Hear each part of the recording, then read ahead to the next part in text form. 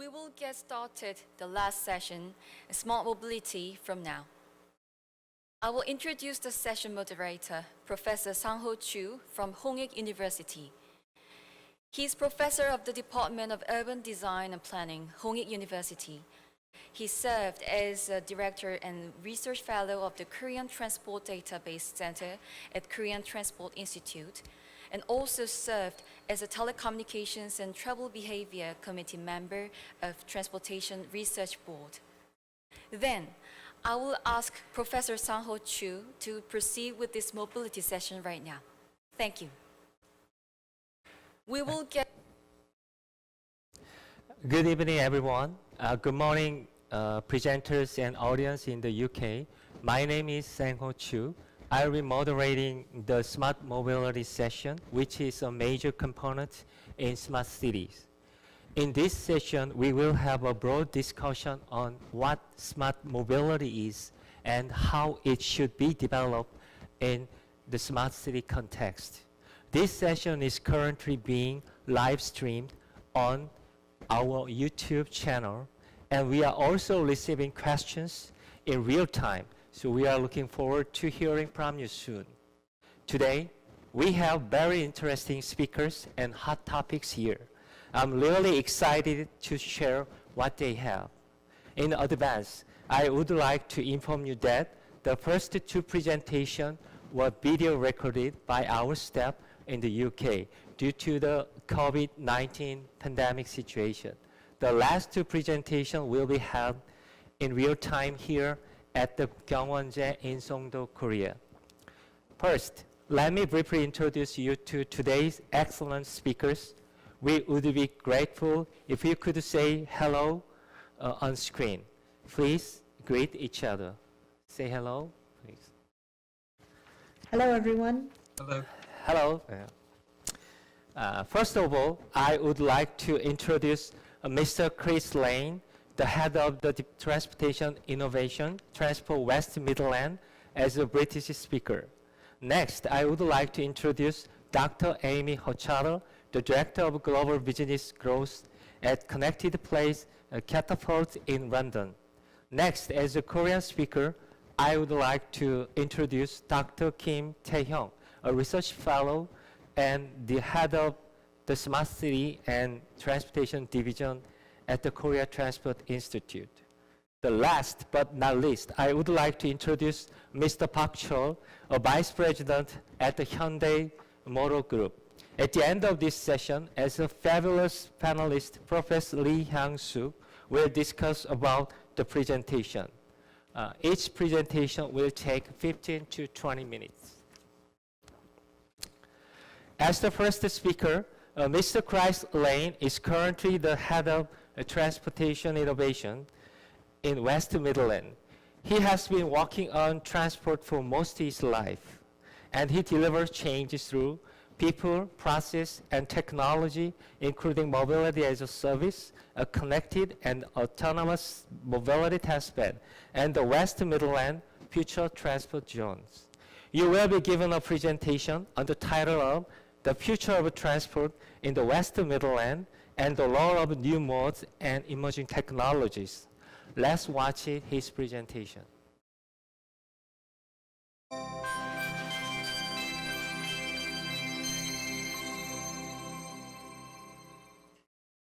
Hello, I'm Chris Lane. I'm Head of Transport Innovation for Transport for West Midlands.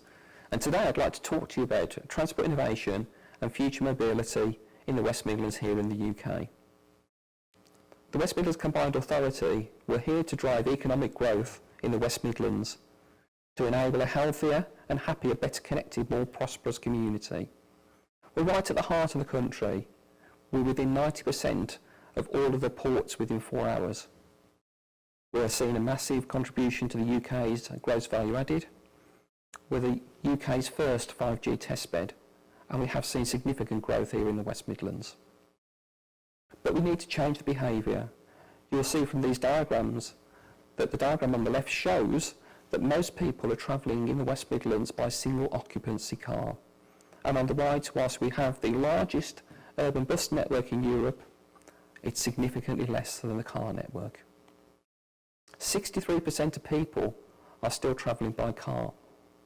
Even if we put roadworks in their way, add an extra hour to their journey, we've found from our studies and research that people will still do the same thing.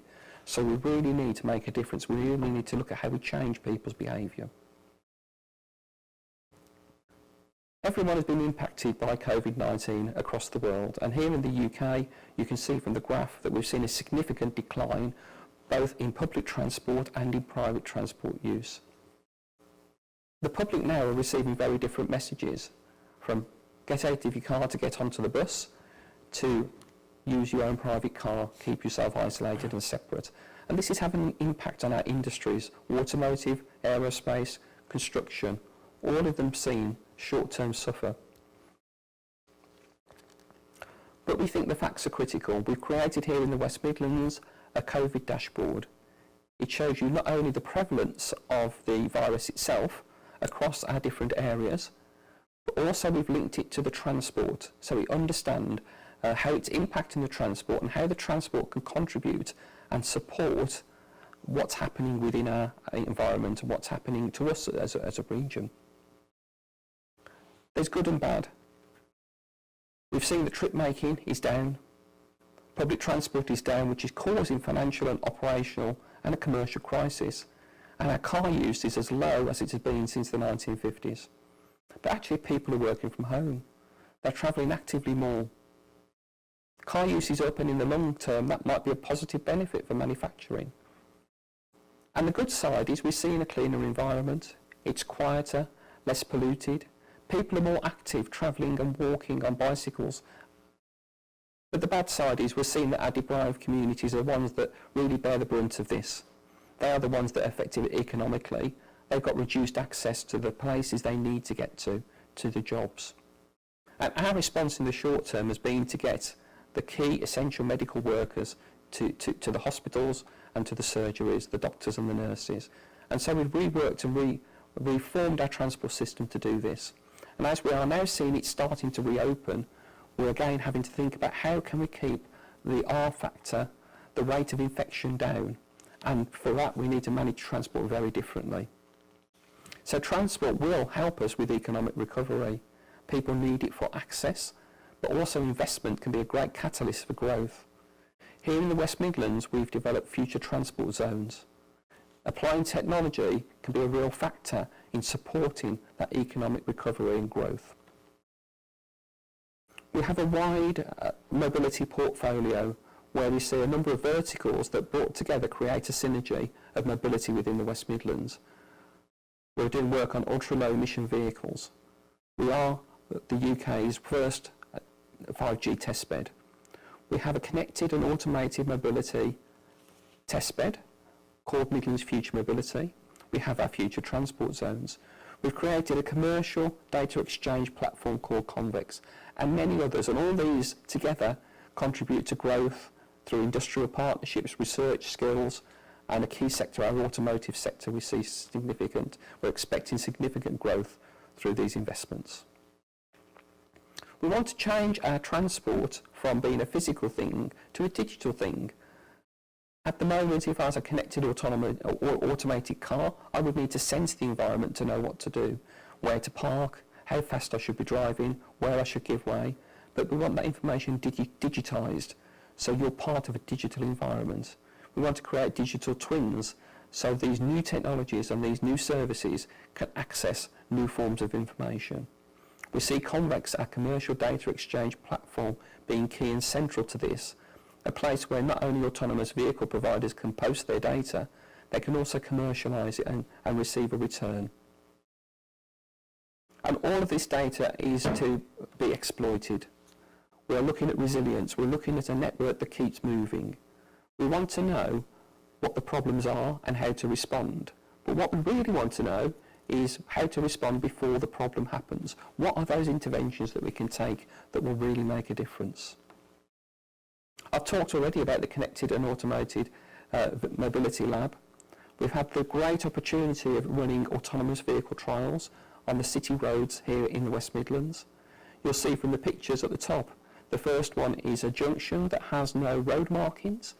and we thought it would be a good idea to drive an autonomous car on its own through that junction, negotiating with cyclists, with buses, with pedestrians. And at the bottom, we all walk around with our mobile phones, not really paying attention to the environment. And this individual crossing the road here didn't know that the car stopped at the zebra crossing for him was driving itself, a fully automated car. And this has been a springboard to create our mobility lab, covering a large area of the West Midlands. It covers motorways, city roads, rural roads, and complex junctions and complex situations. It has a real mix of technology available on it, from cameras to weather stations and environmental sensing, to roadside units, to 5G communications, and all of it available as a point cloud digital twin. And our future transport showcases are really important to us. You'll see the picture here of Birmingham Airport, one of the partners we're working with. And what these showcases are all about is looking at our existing transport provision. How can we improve what we've already got? How can we be better at what we're already doing? But then adding to that new forms of travel, lift sharing, car clubs, demand responsive transit. And at the moment, now currently live in the West Midlands, e-scooters, electromobility. We realise that it's really important to provide that information through an easy to use interface. Most of us use apps these days. And we're building that on the top of our very successful Swift smart card, which is being used for public transport. And underpinning all of that are experience amplifiers, which I'll talk about in a moment. All of those go together with incentives. Maybe with the lift share, you can park your vehicle outside your office, and of course disincentives. How do we discourage you to make those trips that are unhelpful? Future transport, we think, is an emotional experience as well as a physical one. And there are a number of experience amplifiers. And this has changed actually with the COVID situation. Maybe previously what was important to you was to be entertained, to be productive, to socialise with others. Maybe the important thing now is to be safe, to be in control, to know when you're reaching your destination. So we feel that these are important factors that we build into the transport services that we try. You'll see the picture in the corner here of Warwick University. Warwick are a growing university, and they are reaching the point where they need to get more people to that university in sustainable ways, and we're working with them and future transport zones to enable that to happen. I've said that we're the West Midlands 5G testbed and the testbed for the UK, and it's not just for transport. We're looking at industry and logistics, life science, medical and emergency services, and of course mobility. We've already run a number of small-scale trials. How do we get people to parking spaces using 5G? We're running a number of competitions where we're encouraging companies to create and develop new products and services that solve some of the West Midlands transport problems, and we're currently on our second round of funding for that competition.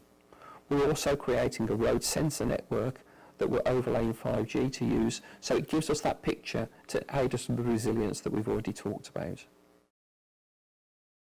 And it's not just about the travel itself, it's about how you travel, and alternative fuels are really key as we try to protect our environment. There's a number of really exciting initiatives here in the West Midlands. Park and charge. How can we allow you to charge your vehicle actually from broadband cabinets? Buses, we have a number of electric buses. How can we get them charging on the route so they can stay in service? What about the car charging itself on the road itself?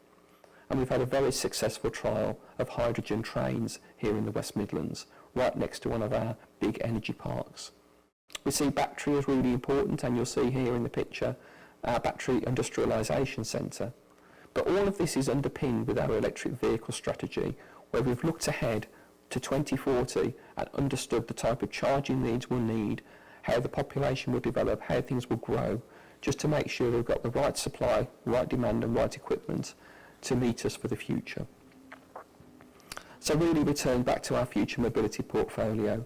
We have a number of areas that we are looking at very clever initiatives in, but together it creates a synergy, it creates a great place to come and test and try and work with new products and services and really push the boundaries of future mobility. We have some big events coming up that we're going to use this for. Coventry, one of our major cities, will be the UK City of Culture in 2021. They'll be dealing with a number of visitors, looking at a number of events. We are looking forward to the Birmingham 2022 Commonwealth Games, right across the West Midlands but centred on Birmingham. Again, a large number of visitors that we want to move around smoothly and efficiently. They are one of the shortlisted bidders for the ITS World Congress in 2024. So thank you very much for your attention. We hope you enjoyed this little run through what we're doing here in the West Midlands.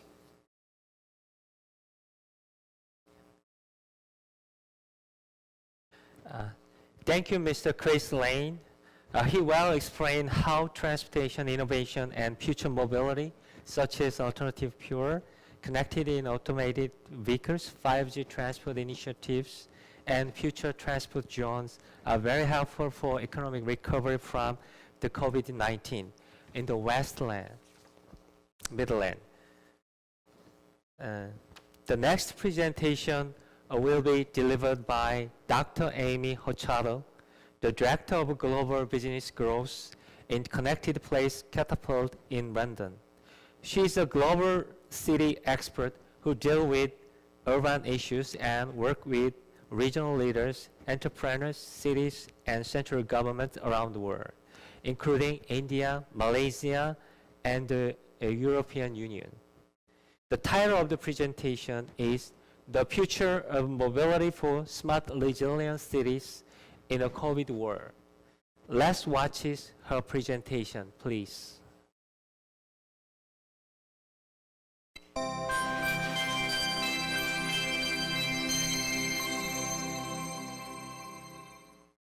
Good morning. I'm Dr. Amy Hochado, and I'm the Director of the Global Program at Connected Places Catapult. The Catapult is part of the UK government. We work with innovators both in the UK and around the world to create better connections between places, urban spaces, mobility, and the built environment. And in particular, we focus on new levels of physical, digital, and social connectedness. I'll tell you a little bit more about the Catapult. I'll also tell you about how we think about cities and our approach to cities. And then I'll give you some examples of our work and how I think we might be able to work with UK and South Korean entrepreneurs together on projects in Korean cities. So this slide will give you a little bit of our footprint, our global footprint, and where we run projects. And you can see that our scope and scale of our work is quite broad. We have a focus on Asia, Southeast Asia, Asia Pacific, as well as the Middle East, Brazil, and a very large project that we're doing in East Africa and South Africa. We're almost sector agnostic. Any issues that affect the urban environment, we'll work on projects that help solve those city solutions and those city challenges. So it might be around mobility challenges that a city's having, data challenges, governance, thinking about the future of things, future of mobility, future of public spaces. So we cross a lot of different sectors, but our goal is how can we leverage technology and innovation to solve city solutions? So the way that we think about cities is as layers. So what this slide shows you is that a digital layer forms the foundation of the city, and this is ever more apparent when we talk about the world during COVID. We have found that having a digital foundation is critical to cities being successful both now and moving ahead in the future. So there's a digital foundation to the city, but then we think about the issues of the city in layers like water, energy, safety, transport. We no longer think of them in verticals. These have to all be integrated with a level of data so that they all impact each other and that they can all work together and that we can address solutions in a more holistic approach across the city. It's no longer feasible to separate these issues across a city, such as mobility and the built environment. They have to be thought of as a total. And then you move up to when you see the physical part of the city and the geography of the city and how you can best leverage that for the people that are going to use it. And that's why on this slide, you see our approach to cities is looking at the user-centered design. Who's in this city? Who will be using this city? For what purposes? Are they academics? Are they business people? Are they visitors? Is it a high tourism city? And in that respect, then you can tailor the needs of the city to the people that live there. So we never start with a technology-focused approach. We start with a user-centered design approach and then determine what type of technology and innovation can facilitate that solution. So when we think about mobility in particular, it's an enterprise systems engineering approach. So we leverage both our holistic thinking about cities, but we also leverage our own technical expertise in this sector. And we think about the innovative design, we understand regulations, we think about safety, we validate methodologies, all in understanding the future of mobility in a location. And you can see some of our areas of expertise. I won't read through all of them, but to give you a sense of, we're looking at mobility around decarbonization, the future of flight, last mile logistics, data science, systems engineering, transport modeling. So we have quite a wide breadth of expertise, but we always start with that user-centered design approach. What is the challenge that we're looking to solve, and then what type of technical expertise can we bring into that to solve the challenge? So I will spend just a couple of minutes talking about COVID. It's the elephant in the room, and we can't ignore it. This has impacted cities in several ways. Cities all around the world are facing very, very similar issues, and they've had some very similar responses. We've seen that agile cities have done better. Cities that have always been open to trialing new technology and innovations, to having test beds, to working with innovators and entrepreneurs, have been able to shift quickly into using new types of applications to look at city efficiency, keeping systems up and running. Agile cities have fared better during COVID. Digital cities. This is a foregone conclusion. The more that a city had invested in its digital infrastructure, the better it's done during this crisis. The ability to run the city, monitor the city, and to continue city services has been vital, and it hasn't been able to happen unless cities have had a digital backbone. So those that have had a digital backbone are putting more funding and budget and staff into shoring that up. Cities that haven't had a digital backbone are quickly trying to accelerate their activity around getting that in place, because it's apparent now that without a digital backbone, cities will not be successful. And then the final lesson that I think we've learned, well, not the final, there'll be many lessons learned in COVID, but one of the big lessons that I think a lot of us have been thinking about is the shift to net zero cities. And we really think about this one as an opportunity. We know that now, given this crisis, given the change in our working habits, how we work, how we move, how we live, it presents an opportune time to really seriously address our carbon emissions and work towards net zero cities. And I think that that's an opportunity as well that both of our countries can work on together. Now I'm going to talk a little bit about something that we call the city typologies. This is the way that we analyze cities all over the world. So we have a database right now of over 500 cities. It's large and small, all geographically spread around the world.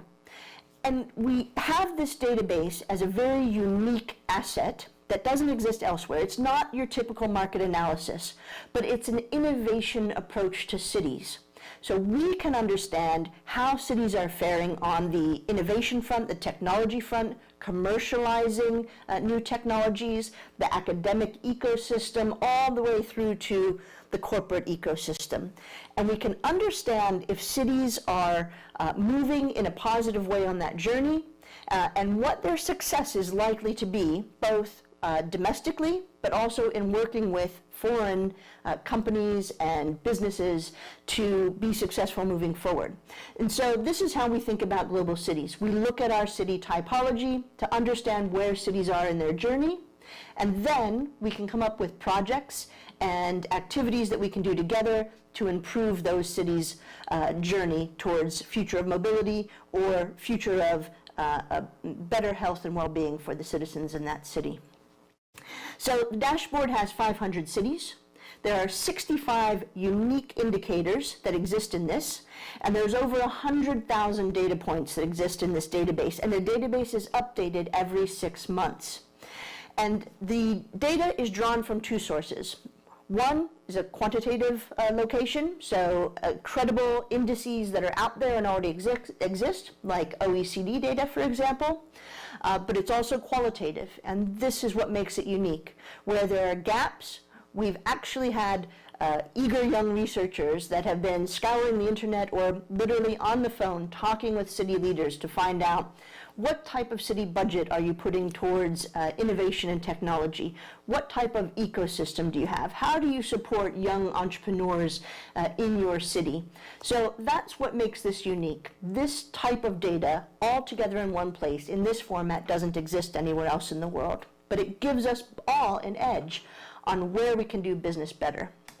So, the main three areas that we look at for this city typology are the city's systems and assets, so the physical, tangible hardware that's in a city, the roads, the Wi-Fi fiber that's in the ground, whatever it might be, those physical assets, the public transport backbone, and we understand, are those hard systems and assets good enough to build on to move forward? Second, we look at the ecosystem and the enterprise dynamics. Is there scope for supporting a good entrepreneurial, dynamic, interactive system? Is the ecosystem mature? Is there potential for investment and growth? Is there a pool of talent in that city that's going to help propel them on this journey? And then third, we look at the strategic capacity and ambition, and this is really more about the governance factors, budget, leadership, vision, and the way that a city is run, as well as looking at those areas of transport, innovation, and net zero, and how does the leadership of those cities approach issues like that. So it's those three elements that we think need to be looked at together to understand how well a city can do or is doing on their innovation journey. And we have some data from South Korean cities. And so what you're seeing here is more of a red light, green light data analysis of the cities. But I would caution you to say that red and green don't necessarily mean good or bad. Having a database like this with 500 cities is all about the question you want to ask. So are you thinking about leveling up cities outside of Seoul? Are you thinking about what cities would do best if they were to house a data center, perhaps? And so you look at the indicators to decide, because it might not have a backbone for public transport, doesn't mean that it's not a good location for a data center, perhaps. So it's how you approach the data in the city typologies that's the important question. So we can see in this spread of cities in South Korea that there are areas such as the city systems and assets. We know we're not going to bring better trains, physical trains and physical backbone to Korea. Those are the types of direct investment we'd like Koreans to bring to the UK. But what we do well in the UK and what we can bring to Korea are some of the other areas that you might want to improve on in your city systems. Citizen-centric design, looking at the convening of different ecosystems, deploying test beds across the city that bring different stakeholders together, and looking at roadmaps for the future of those cities that are a holistic approach to urban development. So when you look at the data, it's important to understand what question you're asking and look at the opportunities that it presents for what we might want to do together. And the data gets really granular.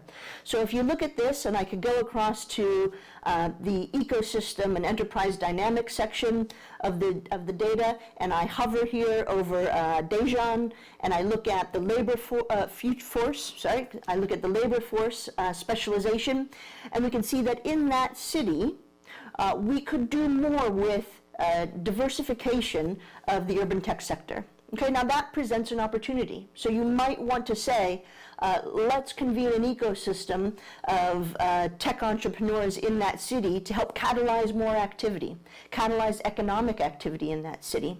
That's the type of granular information that this type of database provides.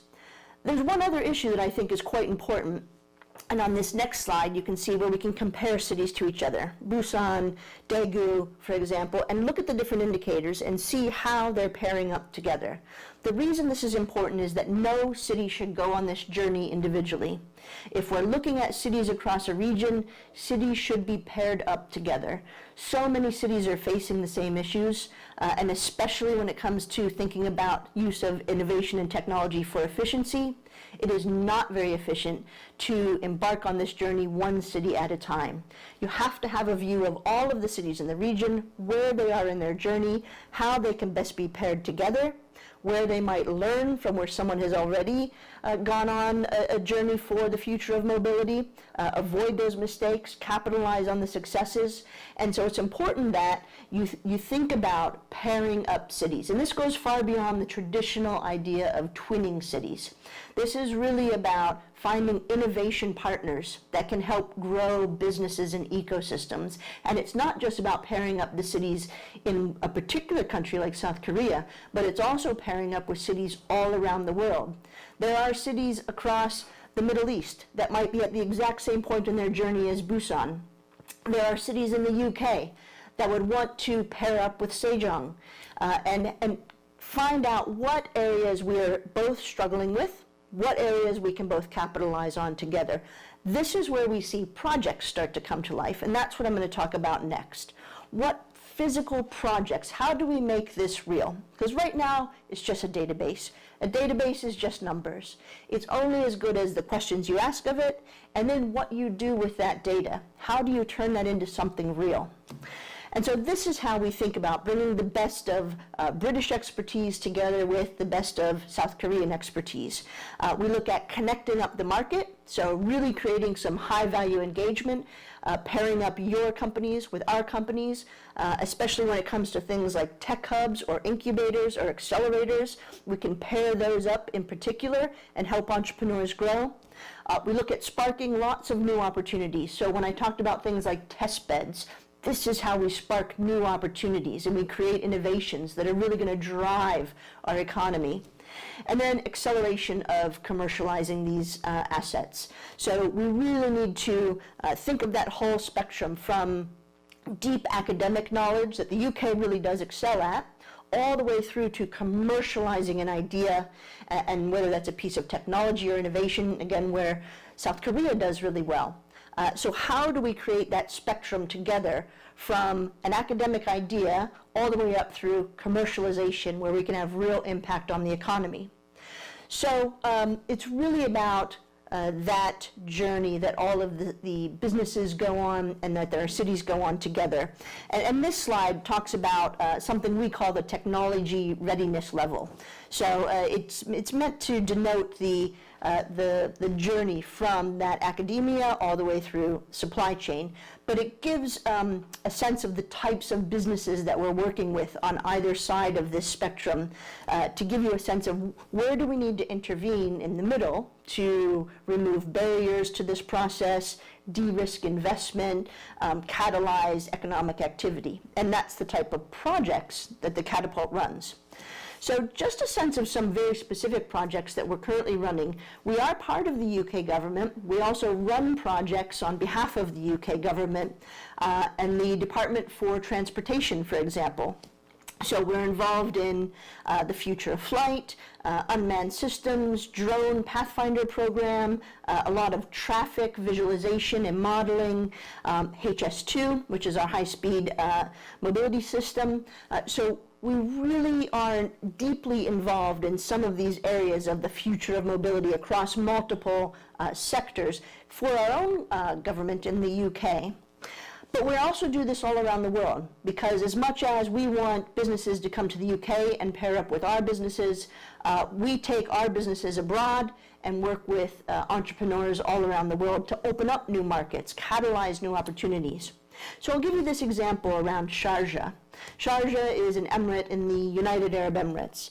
And whilst this isn't necessarily a mobility project, I think it gives you the sense of the types of projects we run, the model that we use, and that holistic approach, kind of a non-sectoral approach to the city that then leads to the types of interventions that you need to run. So This project, Sharjah, for those that don't know, is directly next to Dubai. And that's part of its problem. When you're next to Dubai, when you're next to a city that's seen as flashy and smart and future-focused, it's difficult to stand out in that region. And so Sharjah had a question. They have world-class academic institutions. They have a really good digital foundation. They have things like the Sharjah Research and Technology Park to drive that commercialization activity, but they didn't know how to stand out. What makes Sharjah unique? So I'll give you an example of one of our large-scale projects that we've run in the Emirate of Sharjah. Sharjah, which is right next to Dubai, which is also a little bit part of its problem. We know that Dubai excels at innovation and technology. Sharjah wanted to understand how they can stand out in that region when they also have a very good innovation foundation, including academic expertise. So we ran a project over the course of about a year. It was sponsored by the ruler of Sharjah himself, where we did 3 things. And I show you this because it's a good model for how we run projects all over the world. First, we start with that market analysis and understanding what do the spread of cities look like in a region. So we use that city typologies, but we go very deep into it to understand the assets and the challenges that a place like Sharjah might have. And then based on that research, we'll put together pairings of UK and Sharjah entrepreneurs to address those challenges. Now, those entrepreneurs physically deploy their solutions across the city, and I think that's a really critical part. People need to be able to see innovation. They need to be able to interact with innovation to make it real.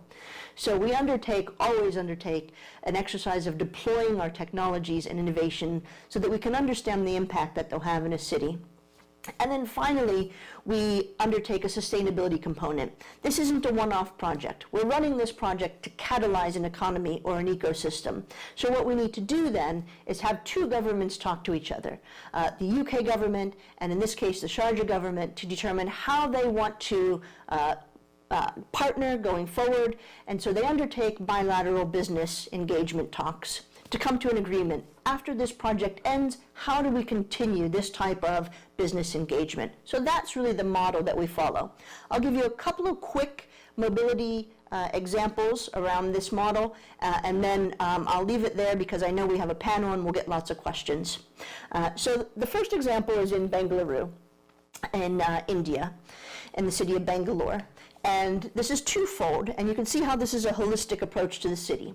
India is undergoing a massive transportation of its entire bus system to move towards electric vehicles. Now, that's not something you can simply turn a switch and make happen.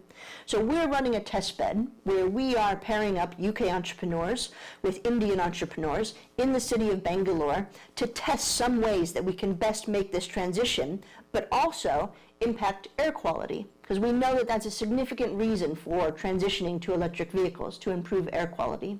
So right now, those entrepreneurs are working together. We have streets that are shut down in Bangalore where we're deploying air quality sensors, where we're testing different charging points, but also monitoring the impact on the city. Does it help improve very specific areas of the city, like routes to school where children are walking? And so it's those types of programs that we can put together to both impact mobility, but the overall well-being of the city. And you can see the 2 work streams that we have in Bangalore, the air quality work stream and the electric vehicle work stream. So you get the sense of the holistic approach. And you could read through this. We'll be sharing all of the slides, but we talk about the different types of impact that we're looking for across an entire city. Let me tell you about another example, mobility as a service in the Klang Valley in Malaysia. Now, when you look at a place like KL, Kuala Lumpur, there's very good backbone for public transportation. What the government of Malaysia is interested in is how do we improve public transportation uptake around the city center as we start to migrate out to suburbs or more rural regions. How can we help people increase their usage of public transportation? This is where mobility as a service comes into play, and you understand from work that has been done in Seoul, where you have mobility as a service, that this is about simplifying the journey, having one point of payment for lots of different choices around your journey, improving the user experience, having real-time updates, all of those different components create mobility as a service. So what we're doing right now in the Klang Valley is undertaking that research component. We're taking an assessment of everything they have. We're looking at our city typologies to understand what's happening in different cities, where are cities in their journey, what have they already completed, and then we put together a roadmap for this is where the cities are, this is where cities might be similar to each other, and this is where we need to get to. And then these are the types of services that you need to begin to integrate to have that mobility as a service fully integrated system at the end of that journey. And I think I'll leave it there for now, but I'll just summarize by saying, Connected Places Catapult really looks at this whole place approach. You've heard me say that multiple times. You can't separate the verticals of a city any longer. We also have a very strong emphasis on convening the ecosystem. Without convening the stakeholders, if you continue to work in silos, we're not going to advance the journey towards the future of mobility or the future of connected places. We also have to focus on citizen-centric innovation. At the Catapult, we have a bit of a motto that comes from a rather eccentric architect named Cedric Price, who said, "Technology is the answer, but what was the question?" And this is something we always have to keep in mind. What is the question that we're trying to ask, the challenge that we're trying to solve, and who's going to benefit from that before we start to introduce any type of technology? It's also about pairing up entrepreneurs. We know that we're better together. We know that both of our economies will be better together. So we want to run projects that will pair up both UK and South Korean entrepreneurs. And finally, it's about deploying those test beds and solutions at the city level, making it tangible and realistic for people to see and interact with innovation and to understand how it can improve their well-being and the city services that they depend on in their urban areas. So I think that we'll have a very exciting panel coming up. I'm really pleased to be here, and I'm looking forward to all of your questions. Thank you, Dr. Amy Hopchao. She well introduced the strategic integrated system approaches, including user-centered design approaches that cities should consider for future mobility, and gave us good successful examples for adopting air quality, electric vehicle innovations, and mobility as a service. As the third speaker, we would like to invite Dr. Kim Tae-hyung. He is currently a research fellow and the head of the Smart City and Transport Division at the Korea Transport Institute. In particular, he is an expert in ITS, Intelligent Transportation System. The title of his presentation is Mobility Revolution, ITS to Smart Mobility in Korea. Please give us a great presentation. The floor is all yours. Thanks for your warm introduction, Professor Chu. Good morning, ladies and gentlemen in UK, and all the people, good evening in Korea. I'm pleased to be here, and it is my great honor to have a chance to talk about the mobility revolution, more specifically on ITS to smart mobility in Korea. Here is the content of my presentation. First of all, I'm going to explain how ITS has been introduced to Korea and its effect and benefit in Korea. And then I want to share some lessons from the experience of Korea ITS and propose directions for future transport systems. And finally, introduce our effort moving forward to mobility revolution in Korea. The many cities in Korea have been experiencing tremendous increase in the number of vehicles and rapid growth of urbanization over several decades. As a result, those have caused severe traffic congestion, increased road accident, air pollution, and other transport problems. So there may be various policies and strategies to resolve those problems. We have tried many different ways to resolve those transportation problems, such as construction of new roadways and some measures to reduce traffic demand and provide alternative transport mode, and finally realize that one of the feasible solution is to introduce ITS. The ITS operation from the end of 1990 in Korea has achieved various effect and benefit in Korea. For example, it has increased number of public transportation passengers travel speed by 15 to 20%, and citizens' satisfaction of using ITS services. It also has decreased number of fatal accidents and reduced greenhouse gas and oil consumption by decreasing traffic congestion and idling and so on. However, we have learned some lessons from the experience of Korea ITS for 20 years and realized that we need to proceed to next step beyond the conventional ITS. Once the ITS was introduced in Korea, it has achieved various positive effect and benefit, as I mentioned before. But as you can see in this slide, we spent more than $2.3 billion for 10 years, from 2005 to 2015, and still need to spend additional $1.2 billion up to 2020. However, we only installed IT systems about 16% of total road lengths as of 2015, maybe 20% until now. It means that we still have to spend huge amount of money for the deployment of the conventional ITS systems to cover major roadways in Korea, and even more for maintenance costs of those systems in the near future. Even though continuous ITS investment, we still have faced many transport challenges. Traffic conditions, especially during the peak hours, are getting worse, and higher traffic fatalities and injuries are one of the key issues for traffic safety in Korea. Vehicle emissions have caused severe air pollution and even climate changes.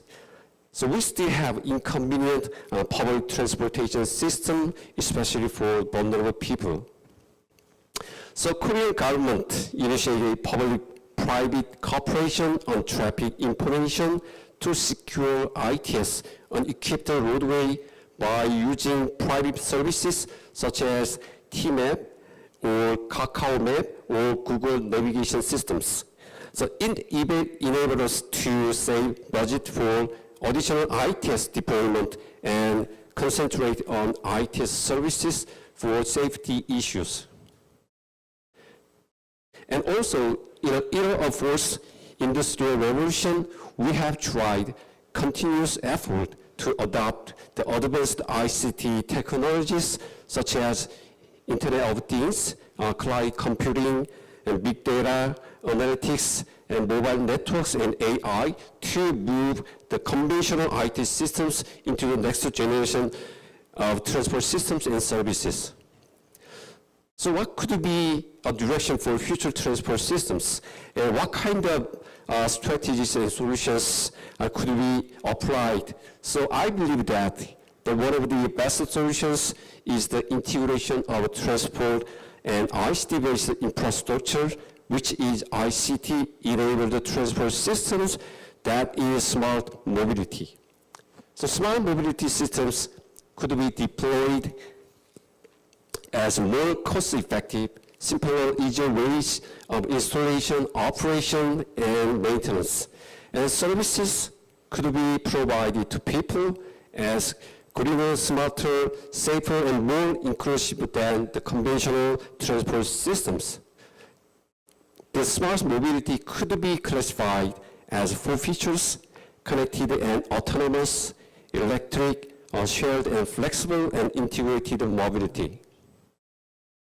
So from this slide, I'm going to briefly introduce our effort to achieve the smart mobility in Korea that we have done or in progress right now.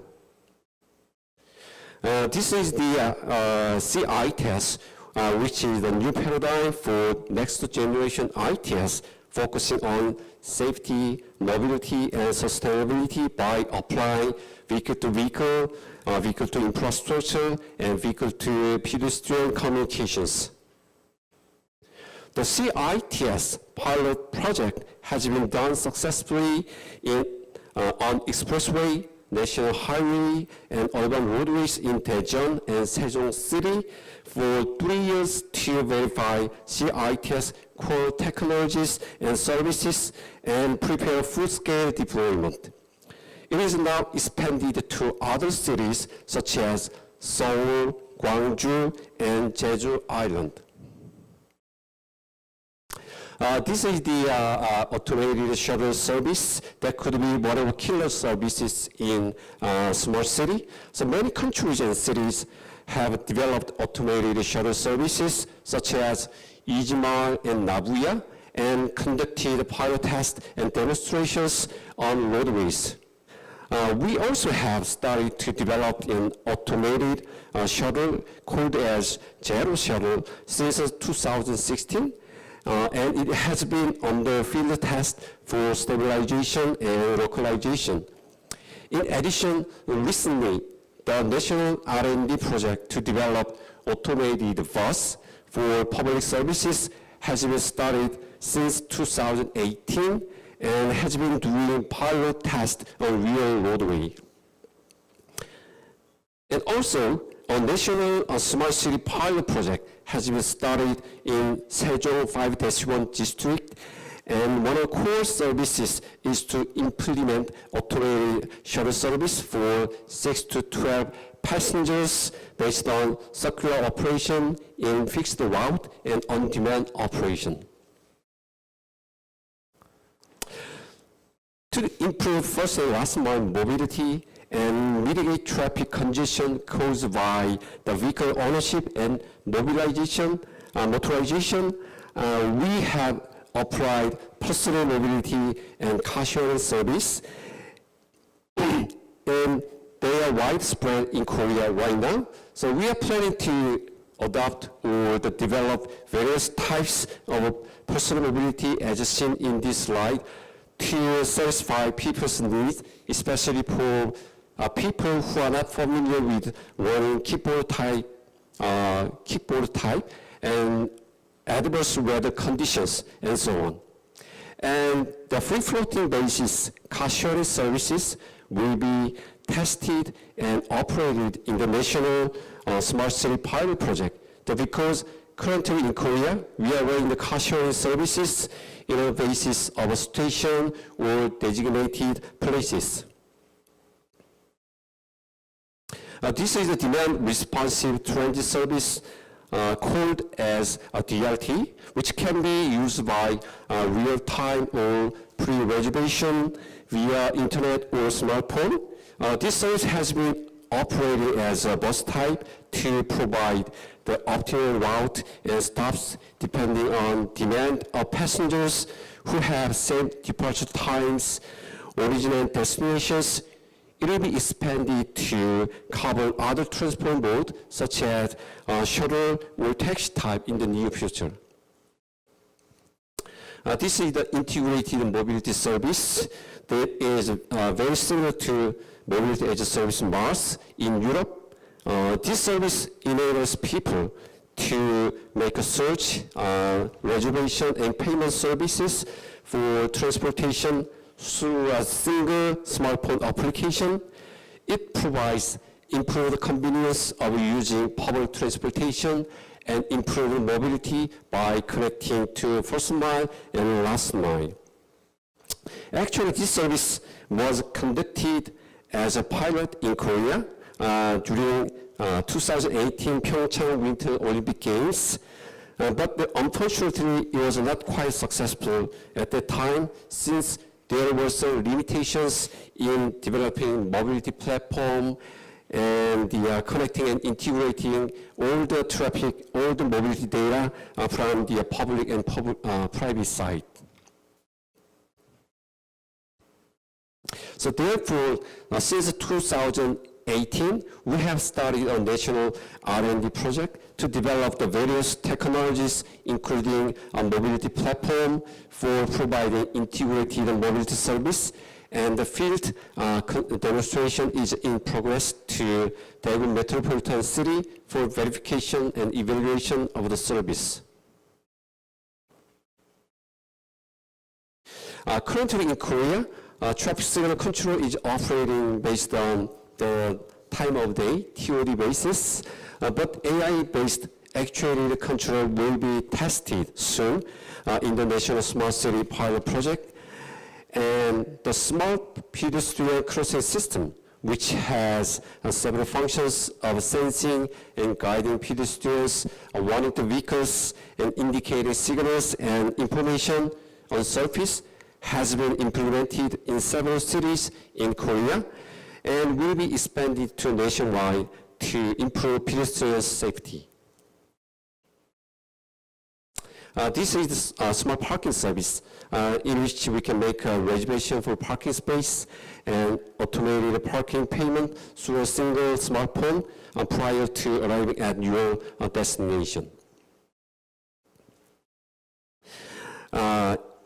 In 2018, the National Smart City Pilot Project was initiated by Korean government, and 2 candidate sites were selected for the pilot project, the Sejong 5-1 district and the Busan Eco Delta district.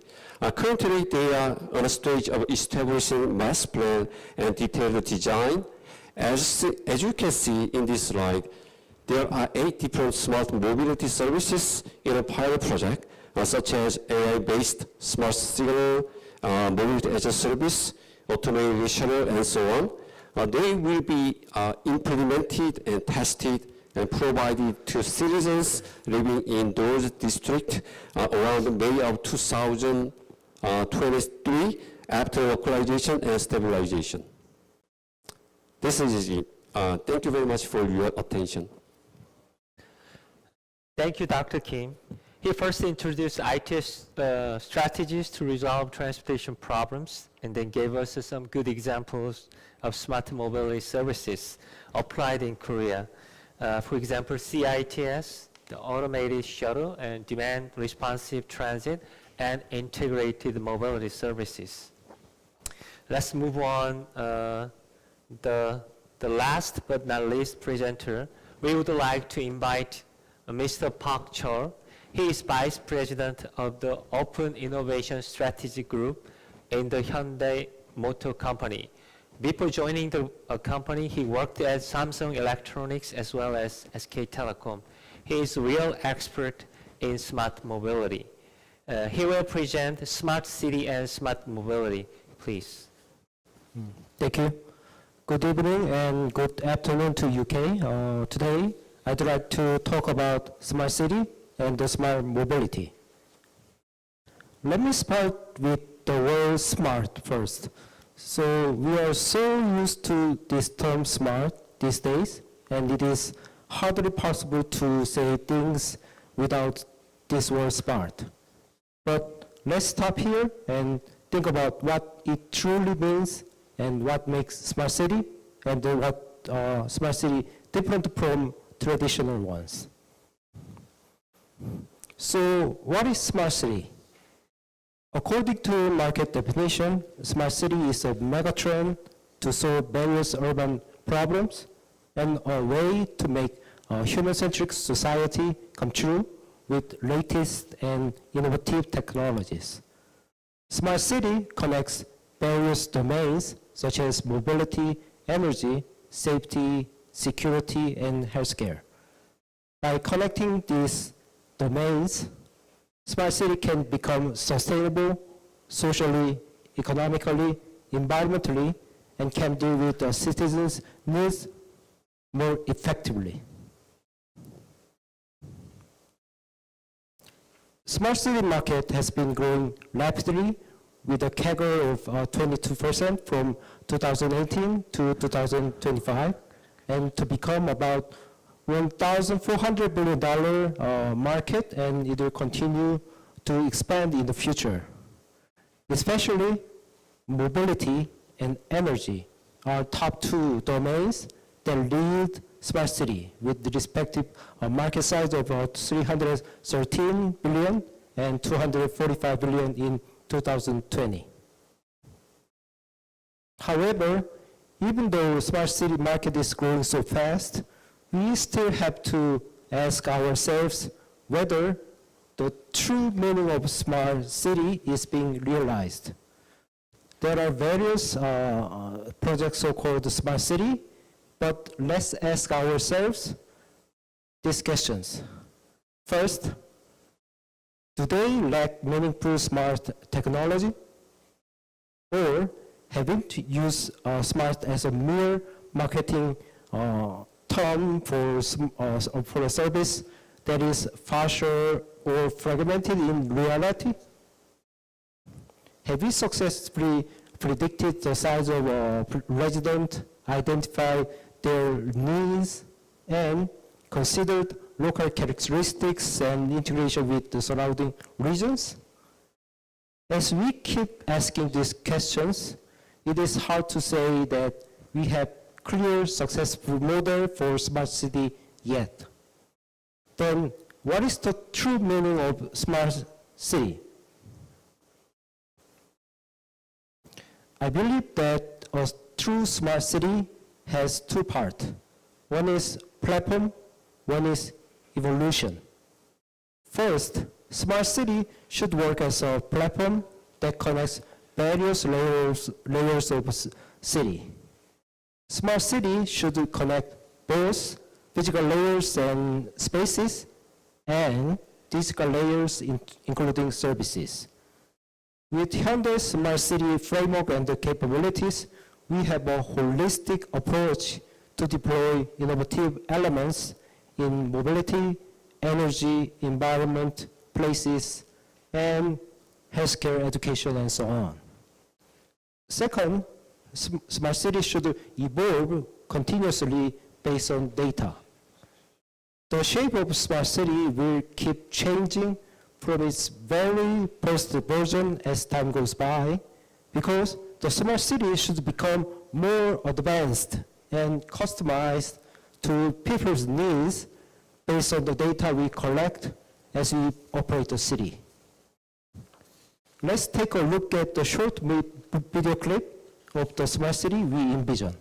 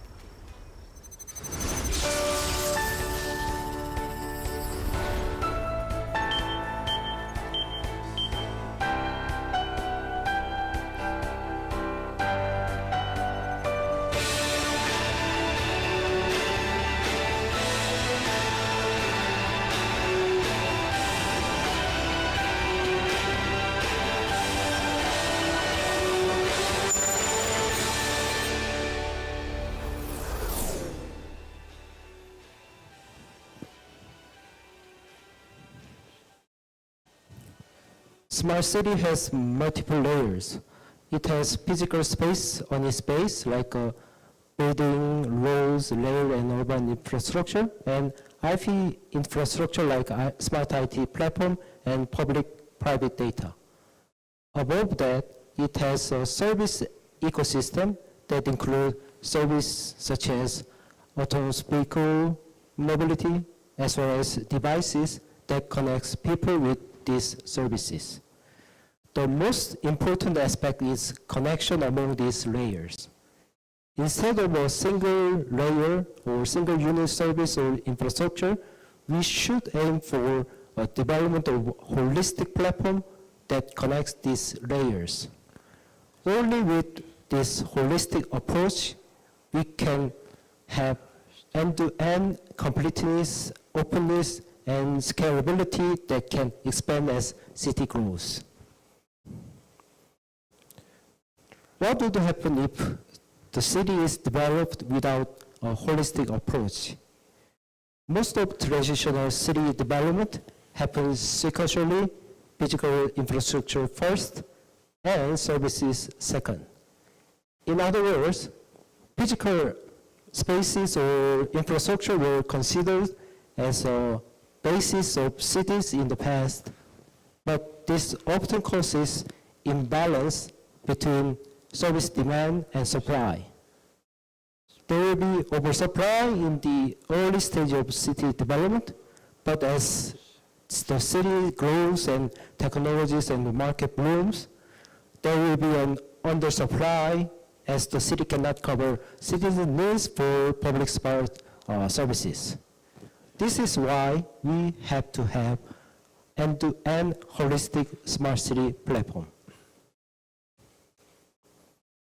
Now, shall we move on to mobility? Mobility connects people's living, working, and moving within given spaces, and also helps smart city to evolve by combining dynamic data collected in mobility and with static data. From a recent global survey, we found that mobility is the smart city domain that is most favorably received by citizens and rolled out most quickly.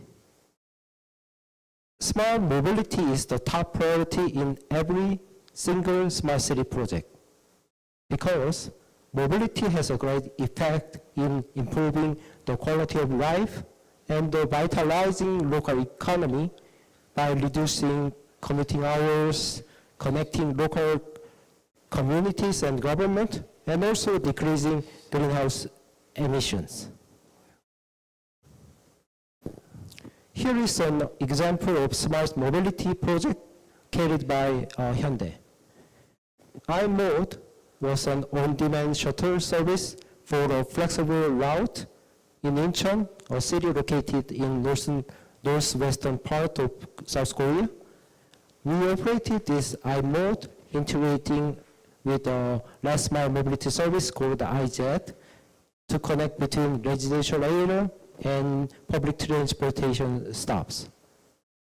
iMode used AI algorithm to optimize routes, reflecting vehicle location data and the customer needs in real time, and improve service quality by customizing operational details with big data analysis. By learnings from last year's iMode operation, we derived and optimized also evolved operation models for each usage patterns and the local characteristics. For example, for newly developed large cities where most of demands is short distance and concentrated within a fixed area, it makes sense to apply the area division model, as you can see on the left side of the chart, where the vehicles are dispatched within the segmented zones. Whereas for a rural area or the area that needs connection from the regional transit hub, the transit hub model, as you can see on the right side of the chart, proved to be successful.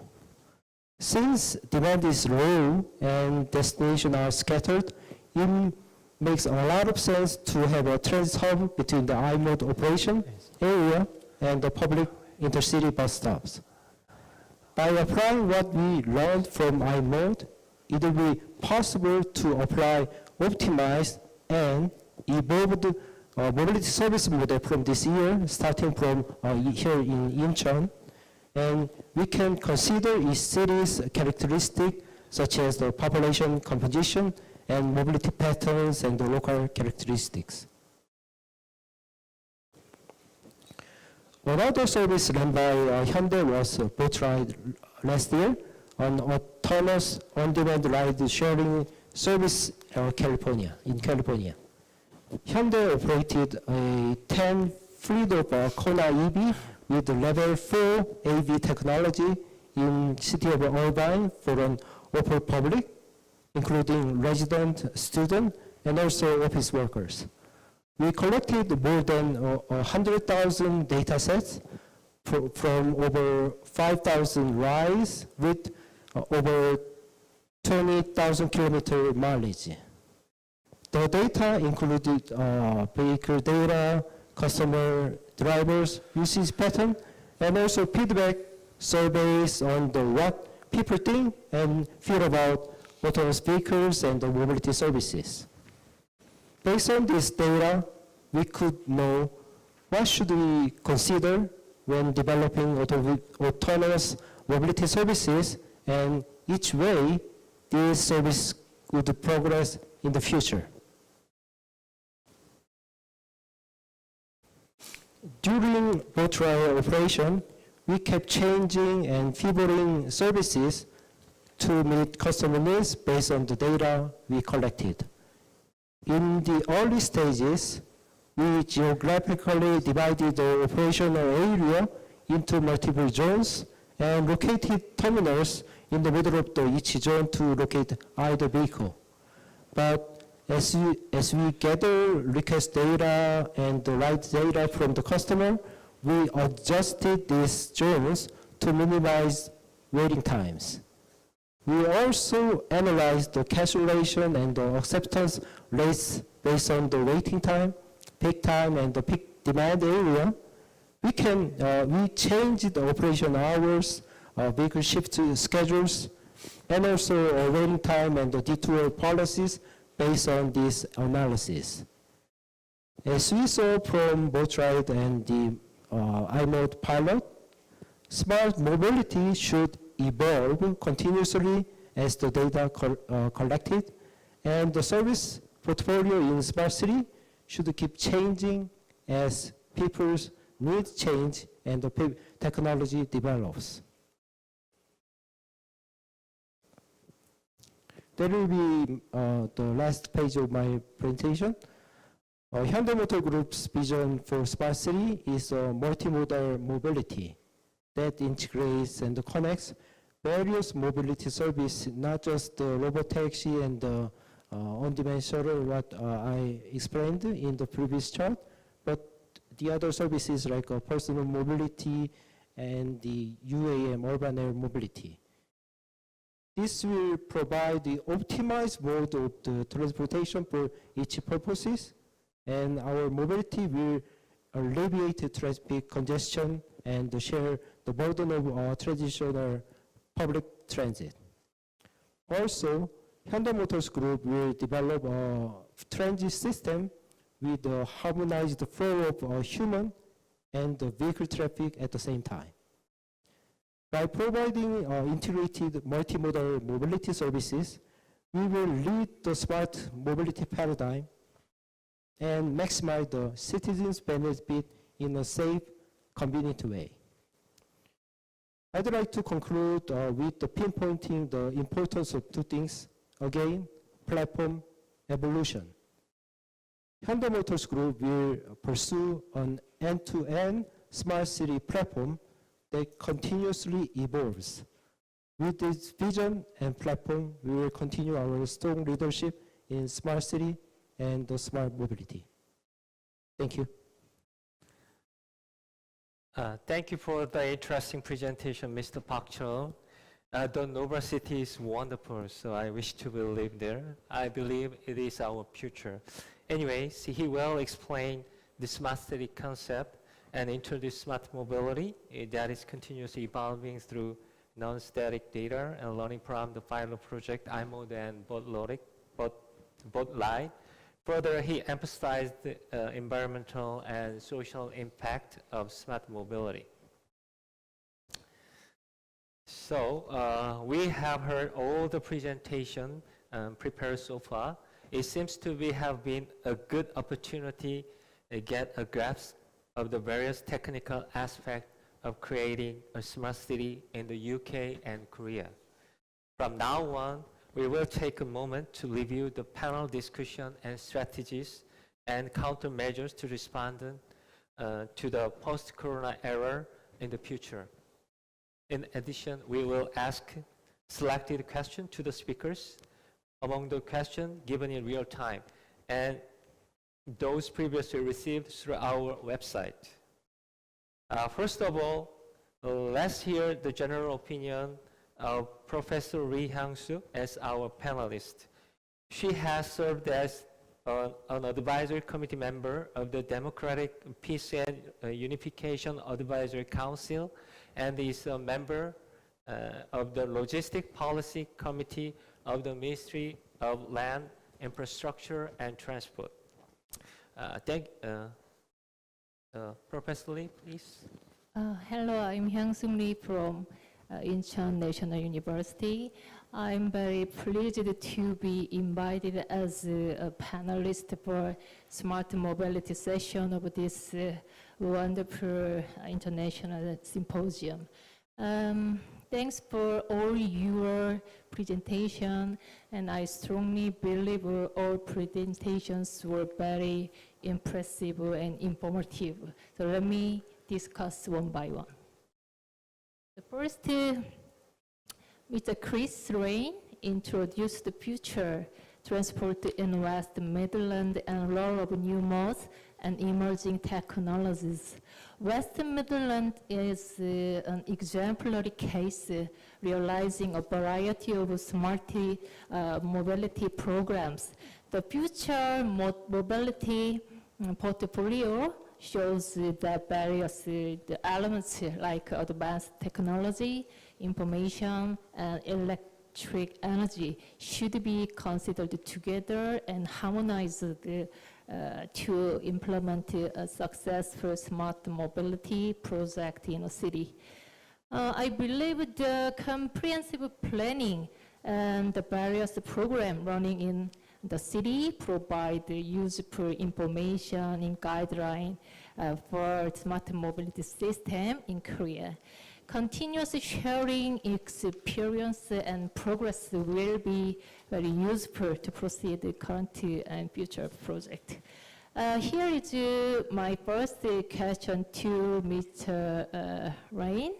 It is very important to build a platform to link our information and elements to manage a smart city. So what kind of data are used in the convex commercial data platform? And what is the current role and future plan of the platform? Please answer after my discussion. COVID-19 is an important issue in mobility because trip pattern has been changing significantly. It reduces people's movements by a different way of life and changes needs for the transport system. So understanding how people are motivated and make trip decisions are very important. Transportation system should be ready to respond to the changing trip behavior in this difficult time. The transport innovation and future mobility can be helpful to increase mobility and connectivity. So I have one more question here. What could be the contribution of smart mobility as the West Midlands begins its recovery from COVID-19? So, you can answer now? Mr. Chris Lane, Yeah. could you answer questions? Thank you, and thank you for this excellent opportunity to speak with you here. I think we're starting to see a very new world. We're starting to see a post-COVID world, and I don't think any of us understand yet what that will finally look like. So to be agile, to be flexible is really important.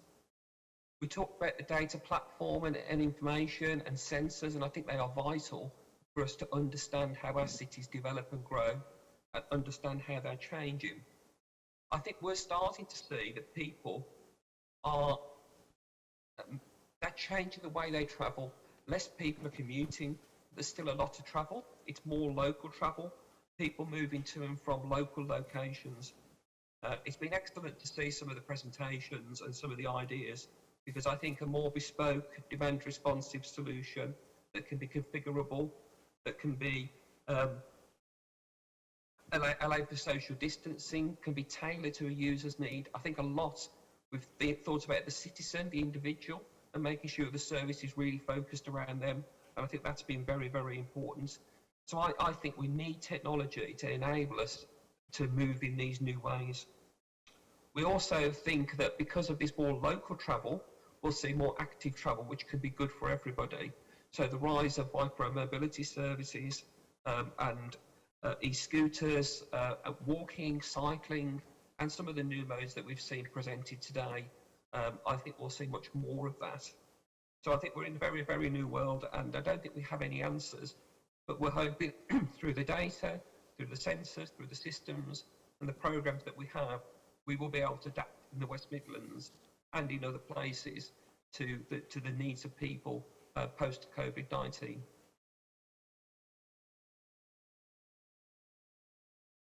And move on to the... Okay, so Professor Lee, and could you ask a question for the Dr. Amy? Okay. Yes, Dr. Amy Hochadar introduced the process of understanding city characteristics and elements and evaluating city environment, finding problem, and suggesting solution using technology and innovation. In particular, the conceptual layer for the connected places was very impressive in her presentation. For planning future mobility, the first step is evaluating the condition of the city, like city system, asset, ecosystem, capacity, and ambition, and see what happened in the city. Therefore, data collection of the cities are very important part. Then recognize the developed plan, create a roadmap.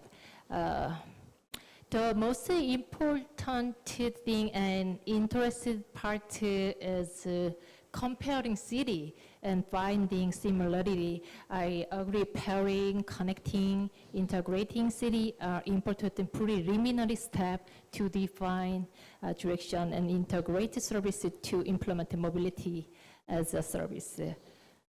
Various project cases with the UK, Sharjah, Bangalore, and Klang Valley were very interesting and helpful to understand the city mobility concept, progress step, and anticipate the outcome when applying to the Korean cases.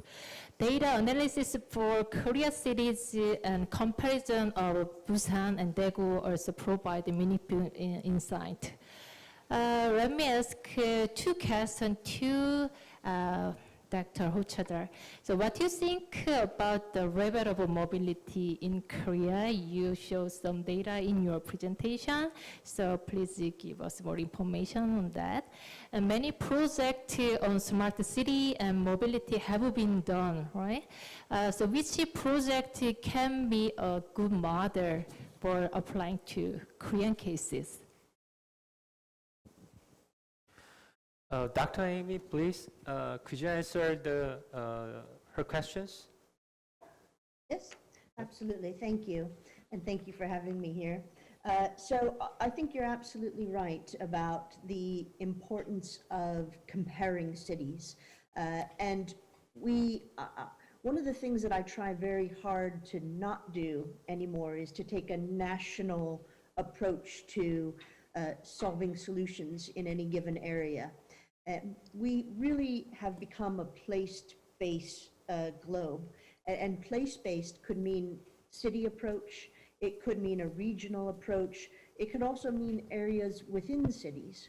And so there's so much opportunity out there to really better understand the way we move around places that technology can play a role in and facilitate to make cities a better place for our citizens.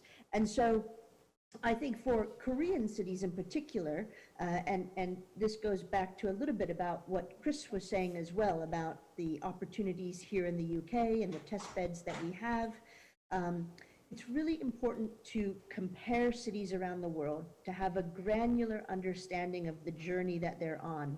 And I emphasized this in my presentation, but I'll emphasize it again. It's not about saying which cities are doing well and which cities are not doing well. It's simply understanding where on a journey each city is. And so in the Korean context, and I've traveled through South Korea, and I've met with a lot of the cities there in Daegu and Busan and Incheon, and I've met with members of Kaya and stakeholders, because you really only understand a place by talking to the people that are living and working there. And I think that every single city in Korea is at a different point in its journey. And it's critical to understand if we want to implement more and more innovations to make each place improved through facilitating technology. However, I think it's also critical to understand who are your peers around the world that are on the same point in your journey. And the reason that's important is twofold. And this is kind of the situation we're also facing with COVID. It's about people and health, but it's also about economics. And so if we look at the people and the health side, we want to learn from our peers. We want to understand what other people have done, what have they tested, what's been successful, and what has not been successful. And at a purely human level, it's important that we share that and we understand that. Now, on an economic level, it's also critical that we have healthy economic cities. And so if you have an understanding of who your peers are around the world, it presents two opportunities for you. The first opportunity is business marketplace. Our entrepreneurs and your entrepreneurs are looking for where they can deploy technology, and a market is bigger than just one city. So you want to understand the entire marketplace of multiple cities where we can be sharing this type of activity and where both of our entrepreneurs and innovators can be deploying solutions. That just makes good economic sense. And so I think that between the UK and Korea, we're able to take both of those approaches. We can look at what we've learned on both of our journeys, understand both of our successes and our challenges, share that with each other in a very open way. But we also want to share our innovation and our entrepreneurship. We want Korean entrepreneurs to come to the UK and contribute to places like the West Midlands, but we also want to bring our innovators to Korea and to partner with you. Any additional question for her? No? Thank you for your answer. Okay, let's move on to the next presentations. Dr.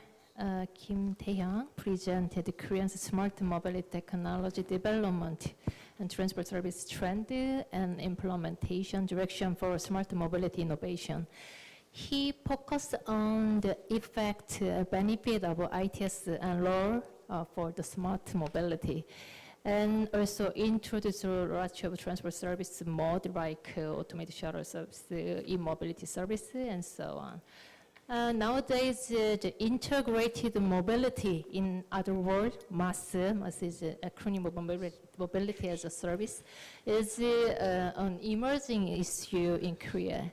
MaaS is a platform based the service that provide an optimal route for transportation, including public and personal transportation, based on time information, and enables reservation and approval. Recently, Amplica studies to build the platform has been underway in Korea, and connectivity with the energy information is discussing for efficient energy management. I believe we can't leave out the environmental problems when considering mobility. The Korean government is trying to establish a successful smart mobility model by supporting the National Smart City R&D program and various projects for technology advances. A mobility platform will combine all the related information organically to provide the optimal solution to the public in the near future. Here is my question. Are there any limitation and obstacle, political obstacle and any other, in carrying out a mass project? And what support is necessary by the government or institution in Korea? Okay, thank you for your questions. Especially for the mass mobility as a services, there are so many countries and cities have tried to develop their mass system into the city to serve the people. And also in Korea, we have been doing the national R&D project to develop the mass service and platform.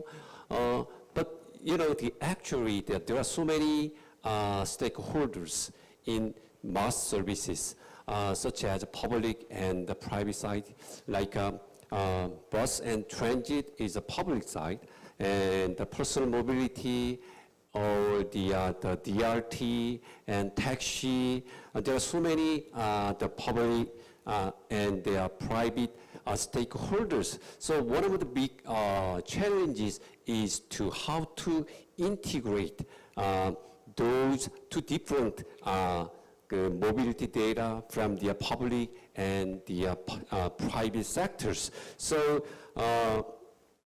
in the national R&D project, so when we develop this project and when we develop the mass services, the first step is to how to integrate, how to make a governance between, how to make a collaboration between the public and the private sectors. So for that, we have made some task force for the public and the private side, and we have been making some mobility integrated mobility platform to collect all the mobility data from the public and the private side. So the most important thing is the governance and the collaboration between public and private side. And the other one is I think is regulation or the law, traffic law. So actually, if we wanted to implement new smart mobility services, such as automated shuttle service or personal mobility services on real roadway, there are some obstacles in accomplishing the purposes. So we try to revise the current law to accommodate these new technologies on real roadway and real life. And we sometimes we need to make some deregulation to accommodate these new services to provide the peoples. So I think the most important thing is the collaboration and the data and the regulation. I think so.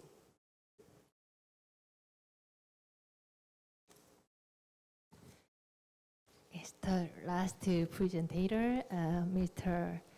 Park Chul, introduced the representative smart mobility services and models developed by his company.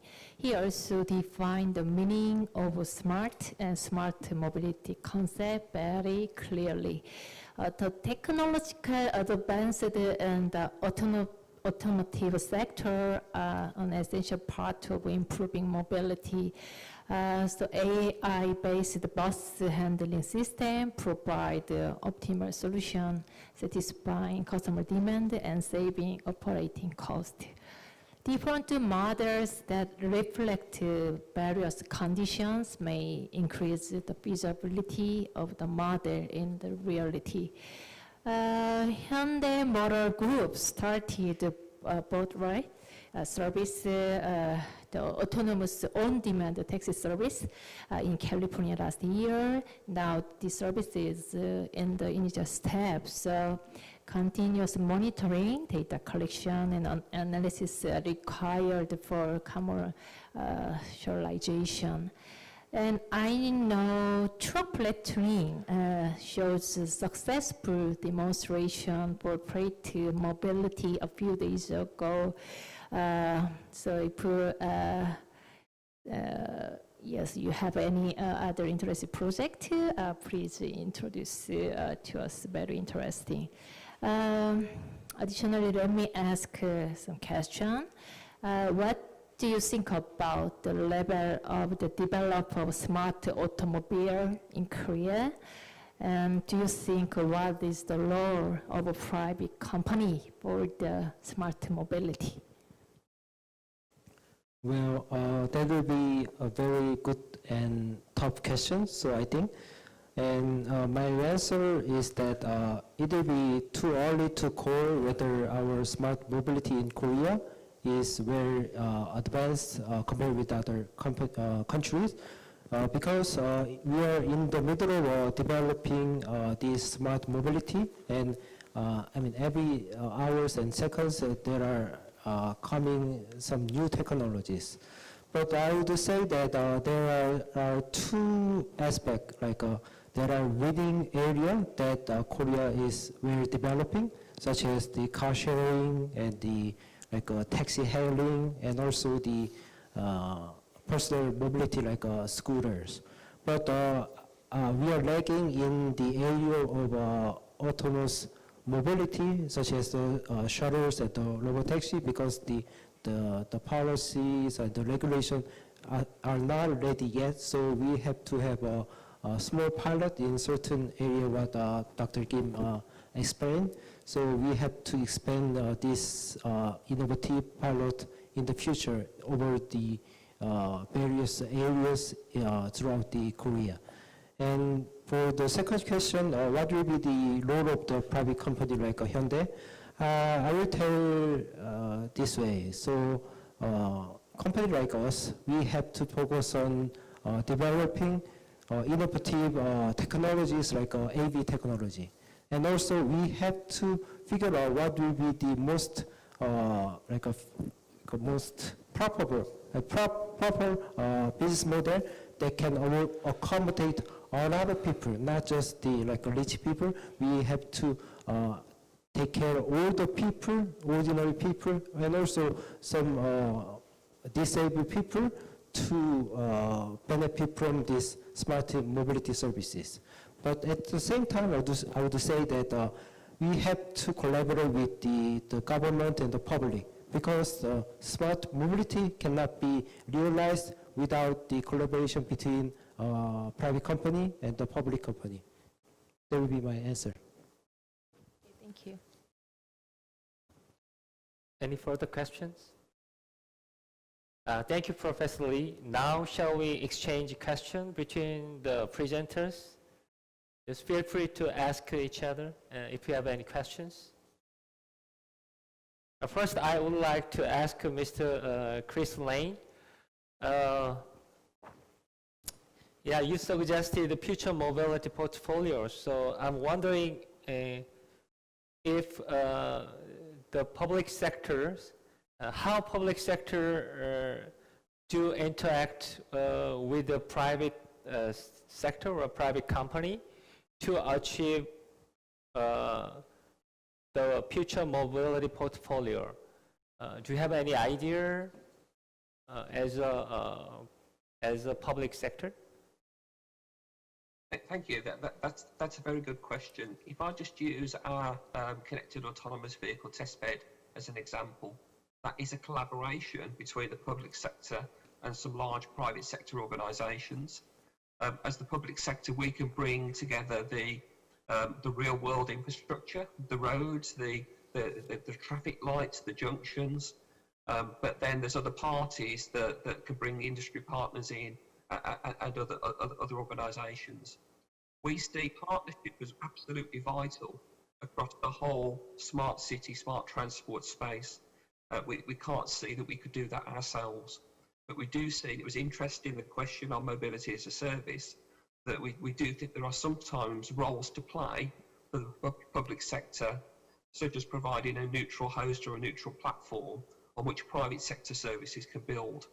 So again, that's one of the things we're looking to do with mobility as a service, is to create a platform where private sector partners and public sector partners can come and provide and make their services available.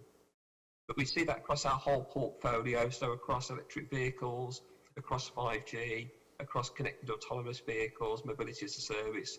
We see that as essential to have a public and private sector partnership.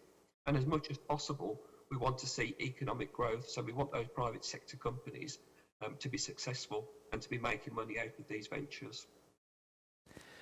Do you have any subsidy to encourage the private sector's participation in smart mobility or something? Yes, we've had a mix. Through the Connected Autonomous Vehicles Testbed and the 5G programme, the UK government have put some funding in to help start that up and help make that happen. The competitions we've run locally, we're asking for 50% private sector contribution, 50% public sector contribution to create new products and services. But our first attempt at mobility as a service, our first pilot, was completely private sector funded, and we acted as an enabler, bringing together partnerships and bringing together relationships to make that happen. Okay, thank you. Next, I would like to ask Dr. Amy Hochadol. It was very impressed, the city typology dashboard analysis. How did you construct the data for the analysis, including the Korean city you presented, for instance, your own survey, instead of collecting the secondary data from, like you said, OECD data? Do you have any own survey data for your dashboard analysis? Yes, thank you for the question. It's an important one because there are so many different sets of data out there, sources of data, people that are doing indexes. But for us, there was a real lack in understanding the point at which cities were in their innovation journey and the components that can help either facilitate that or present a barrier to that. And so there were some sources of data that were available to us, and we scoured through all of the indexes that existed to pull the data from those. So, for example, OECD data or open data stores, local government data sources. So there are hundreds of existing data points that we simply collated to tell us the information we wanted. But that only gave us half of the answer. Especially when you're talking about the latter two components of our lens, which is what type of dynamic ecosystem do you have, and what's the leadership like in a city around innovation. That one's a little bit harder to quantify. And so that's where we work with our partners in various places to physically get that information from them. So it's one-to-one qualitative data that we gather. And it's really important to gather that on a regular basis, especially I think COVID taught us this. Emerging innovation markets will change monthly for lots of different reasons. And so we wanted to create this as much for ourselves as for everyone else. We wanted it to be the most up to date and provide us with the best picture for what we wanted to know about different cities on their journey. Thank you. And next, I would like to ask Dr. Kim. And you have many experience of smart mobility project in Korea. So would you introduce any lessons from the smart city pilot project in order to get the smart mobility is successful from the practice point of view? I think you I like it? already answered their questions, but if I add some the comment, actually we have been doing actually we have been establishing the master plan and detailed design for the national smart city pilot project right now. In this project, the one of most important thing is how to participate the citizens and the people in the making or developing the services. So how to make some kind of the new smart mobility services to satisfy the citizens' needs and citizens' interest. So actually the national pilot project was started from the top-down approach. So the decision makers, they developed some kind of the mobility services to service for the people. So right now we are trying to get some ideas and some interesting point from the participation of the citizens and the peoples. They will be living in their cases in this district. So I think the most important part of the national pilot project is the participation of the citizens. Lastly, I would like to ask Mr. Park, and what is the role of the local or central government to make smart mobility successful from the private sector perspective? So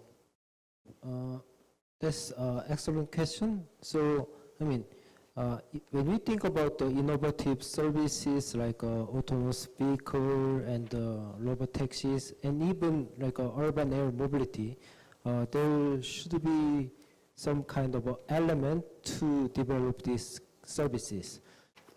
We have to think about the devices and the vehicle first, but there should be some supporting systems and the infrastructure, and also regulation policy and the social aspect. So let me think about the AV technology first.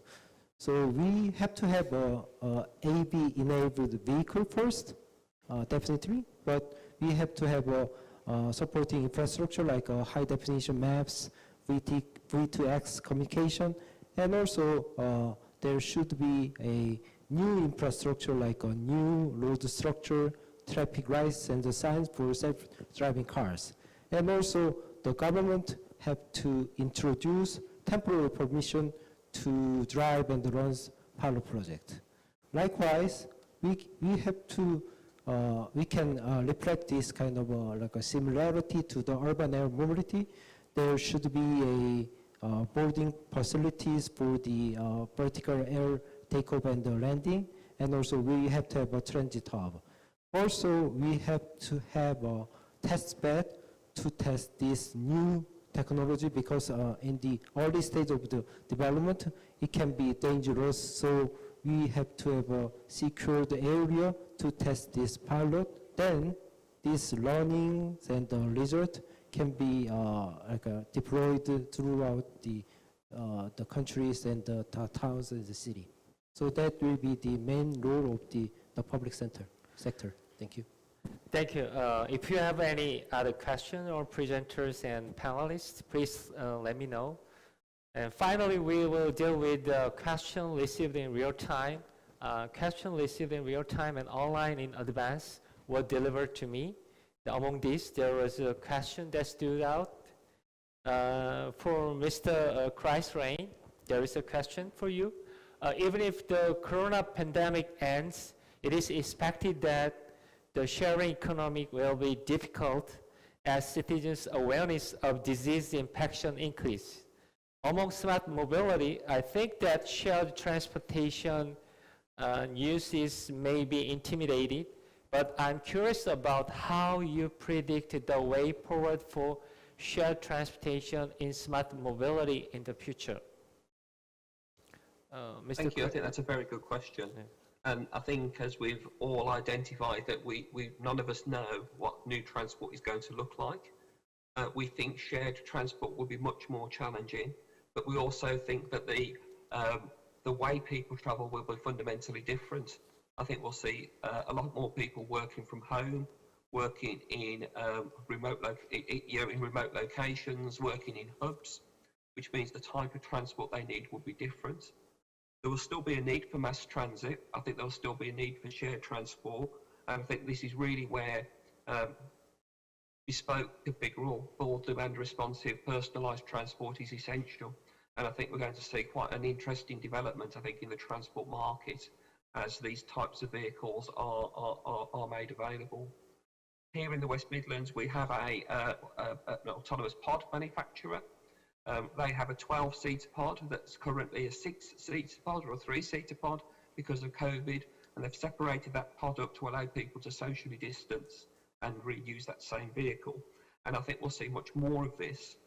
Again, with using technology, people who are comfortable travelling together can book seats together, and then people that aren't can book seats separately. So again, bookable, demand-responsive transport becomes really, really important. We would like to say we think the rise of active travel will be really, really key to this as well. E-scooters and other personal mobility modes. And again, we need to think about how we accommodate that without creating congestion and other problems within our cities. Thank you for the answers to the question. There is a question for Dr. Amy Ocharo.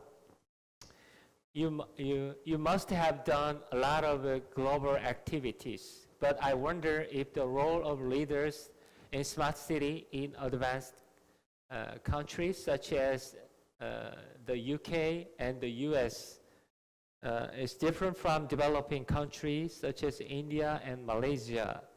And if there is a difference, in what way? Could you answer the question? 감사합니다. So I think that the question of leadership is a very interesting one. So there's two parts to my answer about this. When it comes to leadership, I think that there's no way to determine developing nations are better or those that are underdeveloped or those that are advanced. Leadership can really be mixed bag.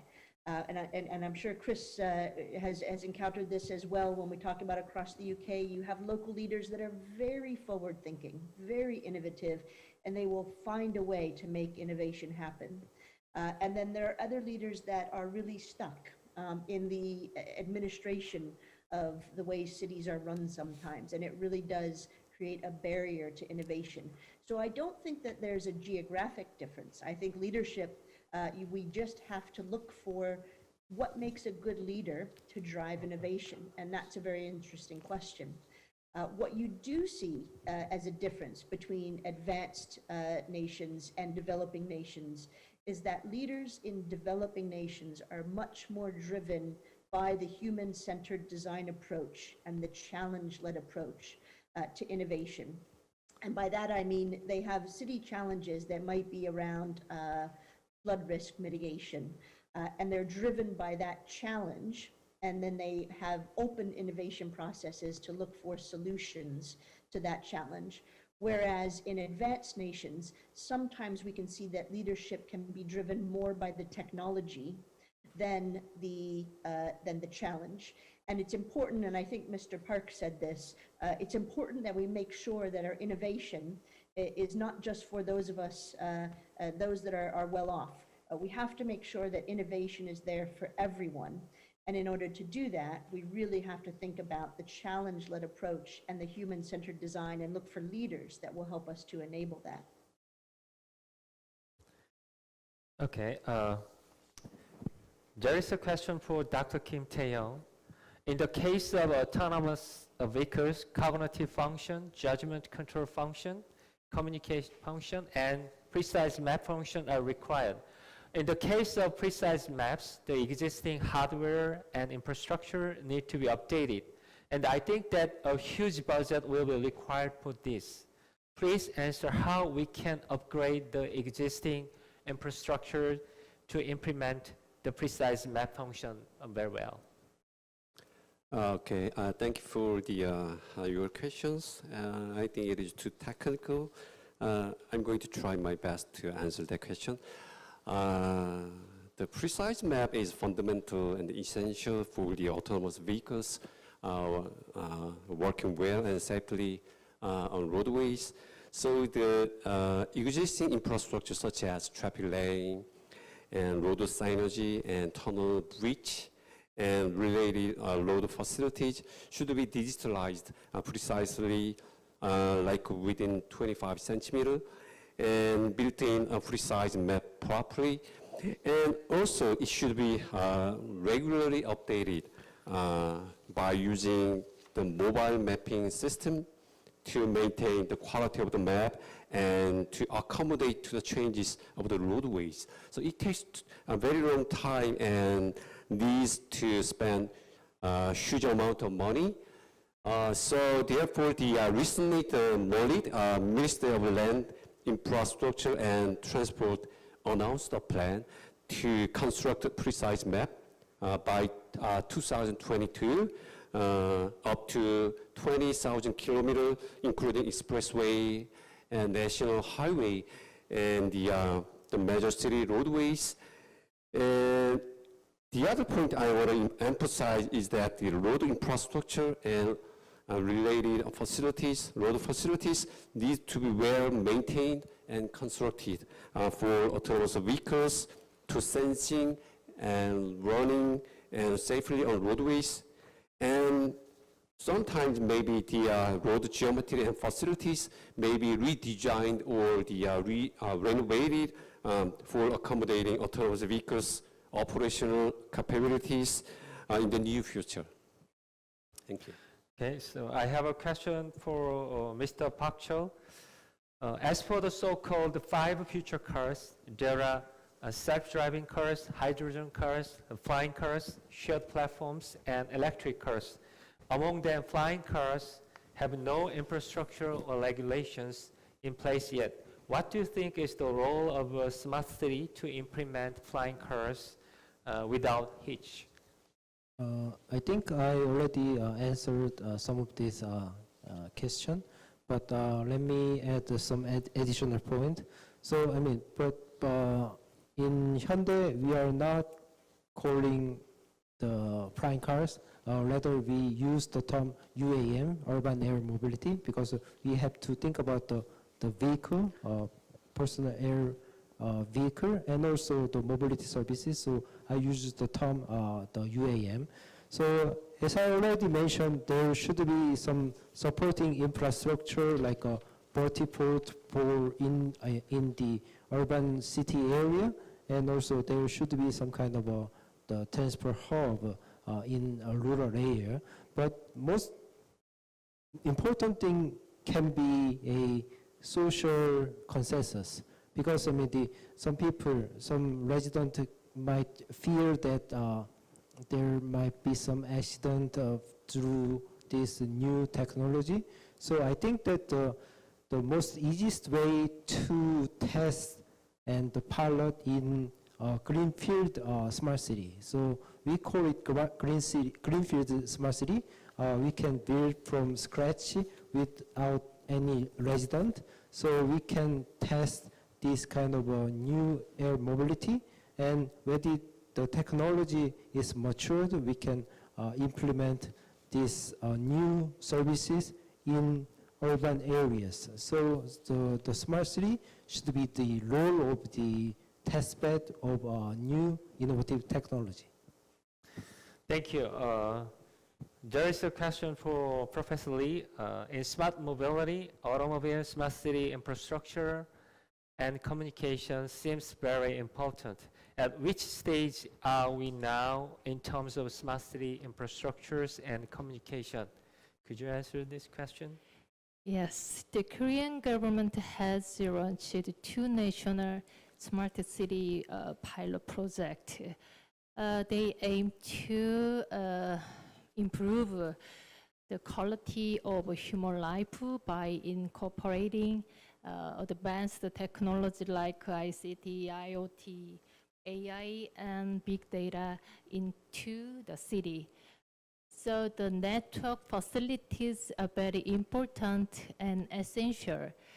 So the infrastructure like the 5G wireless and wired cell phone network and integrated information center required for it.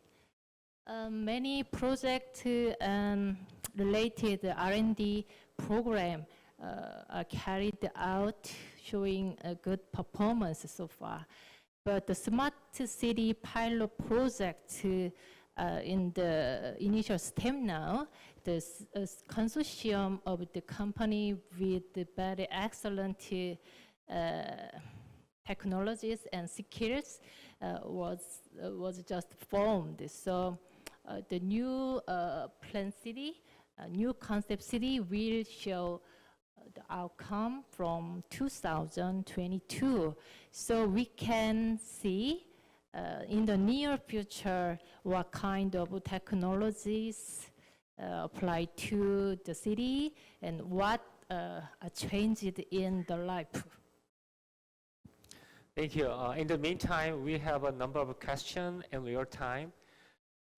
First one is, what do you think should be the ultimate goal of mobility in smart city? This is question for Amy, Dr. Amy Hocharo. Can you answer this question? Yes, thank you.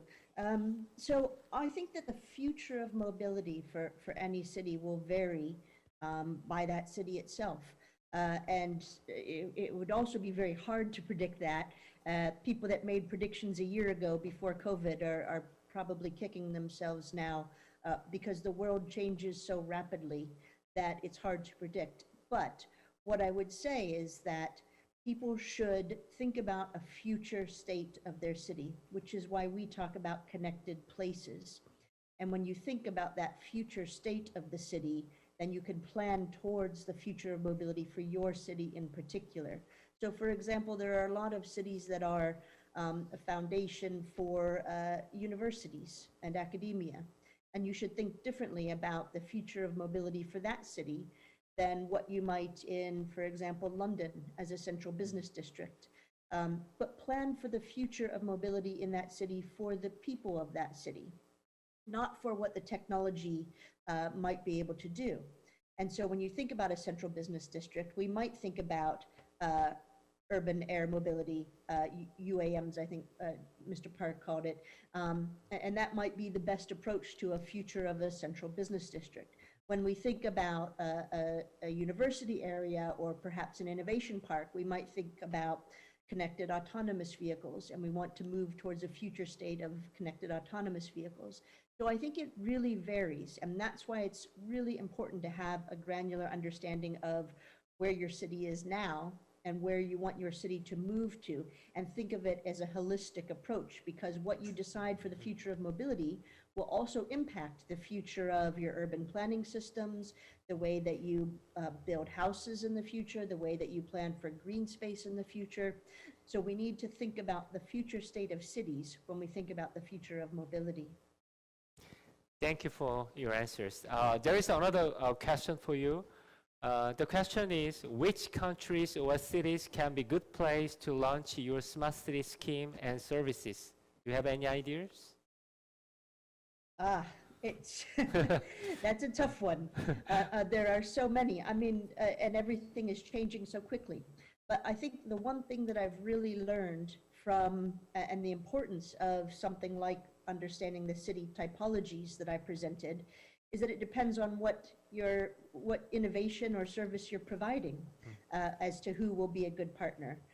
So you might look to an area like Seoul or Singapore that has a very good existing public transportation system in the city center, and your service is to provide applications on top of that, mobility as a service application, to constantly be improving the state of mobility, in which case you want to know which cities are at that point, and they can use those types of applications. However, there are also cities that, and especially in the UK and in the Middle East, there are many cities that are very car-centric. And what we need to understand in those is what type of services do different innovators have that can help change behavior at the very beginning of planning for the future mobility. So there's no way I could tell you where to work or what makes a good place to work. This depends on the types of solutions that we're looking to apply in different places. However, I would say that the UK is a brilliant place to work. Okay, thank you for the, I think it's the right answer. By the way, how about any city in South Korea? Do you have any recommendation for any cities to launch it? Well, I mean, I think that there are a lot of different so I think that both Kaya and Mullet have really put together comprehensive plans for looking at different cities for different reasons, and it's the right approach. There are a plethora of different types of opportunities, depending on whether or not you're speaking about Daegu and the future of Daegu, or the future of Busan. What do we want to build on top of the existing structure in Incheon? How do we keep building out the smart city districts within Seoul, like Sejong? So I think that there's every level of opportunity for different types of innovations that are happening all across Korea. It's very exciting. Can I add some comment? Okay, great. So from our perspective, we do see a smart city as a two type. So there's a greenfield smart city where there's no resident, so we have to build from scratch. And the second one is the brownfield smart city. So there's some resident. So the typical example for the greenfield smart city can be the NEOM in Saudi Arabia and also Kalimantan in Indonesia. And also in Korea, there can be Sejong or the Busan Eco Data City, and also third generation new city, Samgi Shindoshi in Korea. So on those greenfield smart city, we can provide the full stack of smart city services, not just the mobility services, but the energies and the healthcare and all the how to say 종합 선물 세트 smart city in Korean. And also for the brownfield smart city, we can choose and select some selective services, very customized services for certain cities like Daegu and Incheon. But I think that we have to customize and package service for each type of smart city. Thank you for the good answer. There is a question for Mr. Chris Lane. The question is, the many cities say that the citizen engagement is one of the most important aspects of smart cities. Are there any practical examples that include the citizens in innovation process or in your any future mobility portfolio? Could you give us any good practical example? Yeah. Yeah, there's a couple of practical examples that we've got. So through our future transport zones, we are looking at new modes of transport. And to do that, what we're doing is working with two locations. We're working with Birmingham Airport and working with their staff. And we're working with Warwick University and their staff and students, and really trying to understand what makes them make the decisions that they make. So it's really important to us to understand what will motivate those individuals and how we can then tailor the transport solution to meet their needs. And I think I said in my presentation, it's not just physical needs, it's people's emotional need to travel. You know, what makes you make that decision to take that journey? We've also done some work on mobility as a service, and again with that, we spent a lot of time working with a group of individuals to understand what they liked and what they didn't like about mobility as a service and how it might need to change. And then we've taken that learning into work that we're doing now to take that future mobility as a service forwards through our future transport zones. So yes, a citizen-centric is key. We are also doing a very, very deep piece of research into behavioural change and what makes people behave in particular ways. And taking together not just traditional transport data, but retail data and other information to really try and understand individual decisions, but at a much, much deeper level than we've ever done before.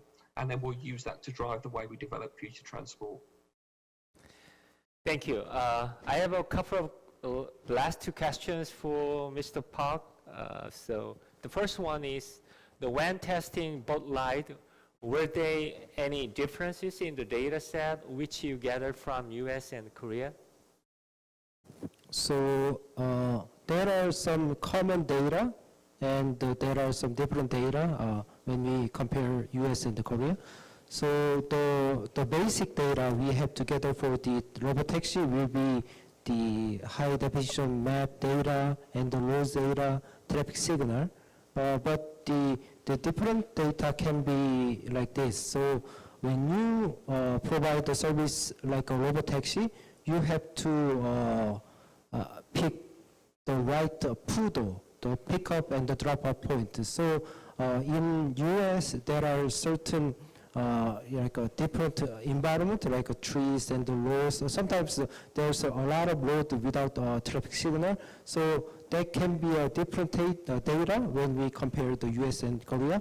But I'd like to pinpoint that the important data we have to gather and analyze will be the service quality data. So for the robotaxi service, it will be important for us to minimize the ETA, estimate time of arrival. So to improve and enhance the service quality of the robotaxi, we have to measure this kind of like a service data. Then we have to analyze the raw data to improve this like a quality level. Thank you. The other question is that I did not realize that Hyundai had level 4 for autonomous vehicles. Was it purely Hyundai's technologies, or was it combined with other firms' technologies? It's a little hard to answer. Yeah. So I mean, definitely we do have an internal capability to build the autonomous vehicle, but it was 2019. So at that time, we have like a multiple collaboration with the external startup as a partner. So it is not purely Hyundai technology, but it is a mixture of the Hyundai's and the other startups technology. But earlier this year, we had a big announcement that we established the joint venture called the Motioner, together with the top tier like a part company, Aptiv. So I mean, you should see the more advanced AV technology, either by the robotaxi and any other AV technology-based service in the near future. I will promise. Thank you for the answers. And the conference is almost over. Lastly, we'll listen to each speaker and panel member for about 3 minutes each. Could you give us some final talk? Mr. Christ Lane, please.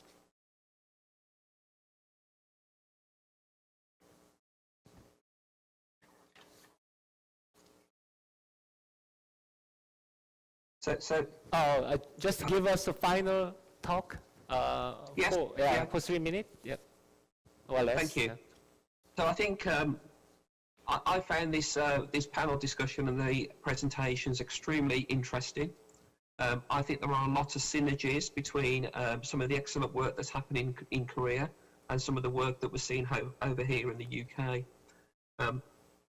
I think the one main takeaway for me is to make sure that we continue to be focused on the individual and on the centric and citizen-centric, and that we design services for the future that meet individuals' needs.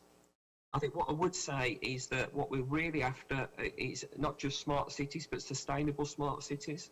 And I think for me, that means that we need to balance the social life and the social side, the economic and the environmental side, which is a difficult balance to make. But I think if we can get that right, then we've got excellent smart cities of the future. And again, thank you for the privilege of coming and speaking with you.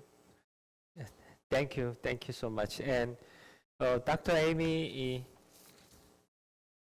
please. Yes. Thank you. So I will keep mine brief because I think we've covered a lot of ground, and this has been a really interesting panel session and a good mix between public and private and partners in Korea and the UK. I think that there's the critical issues that I want to keep emphasizing, and Chris mentioned this as well. One, about human-centered design first and foremost, and then second, the inclusion component.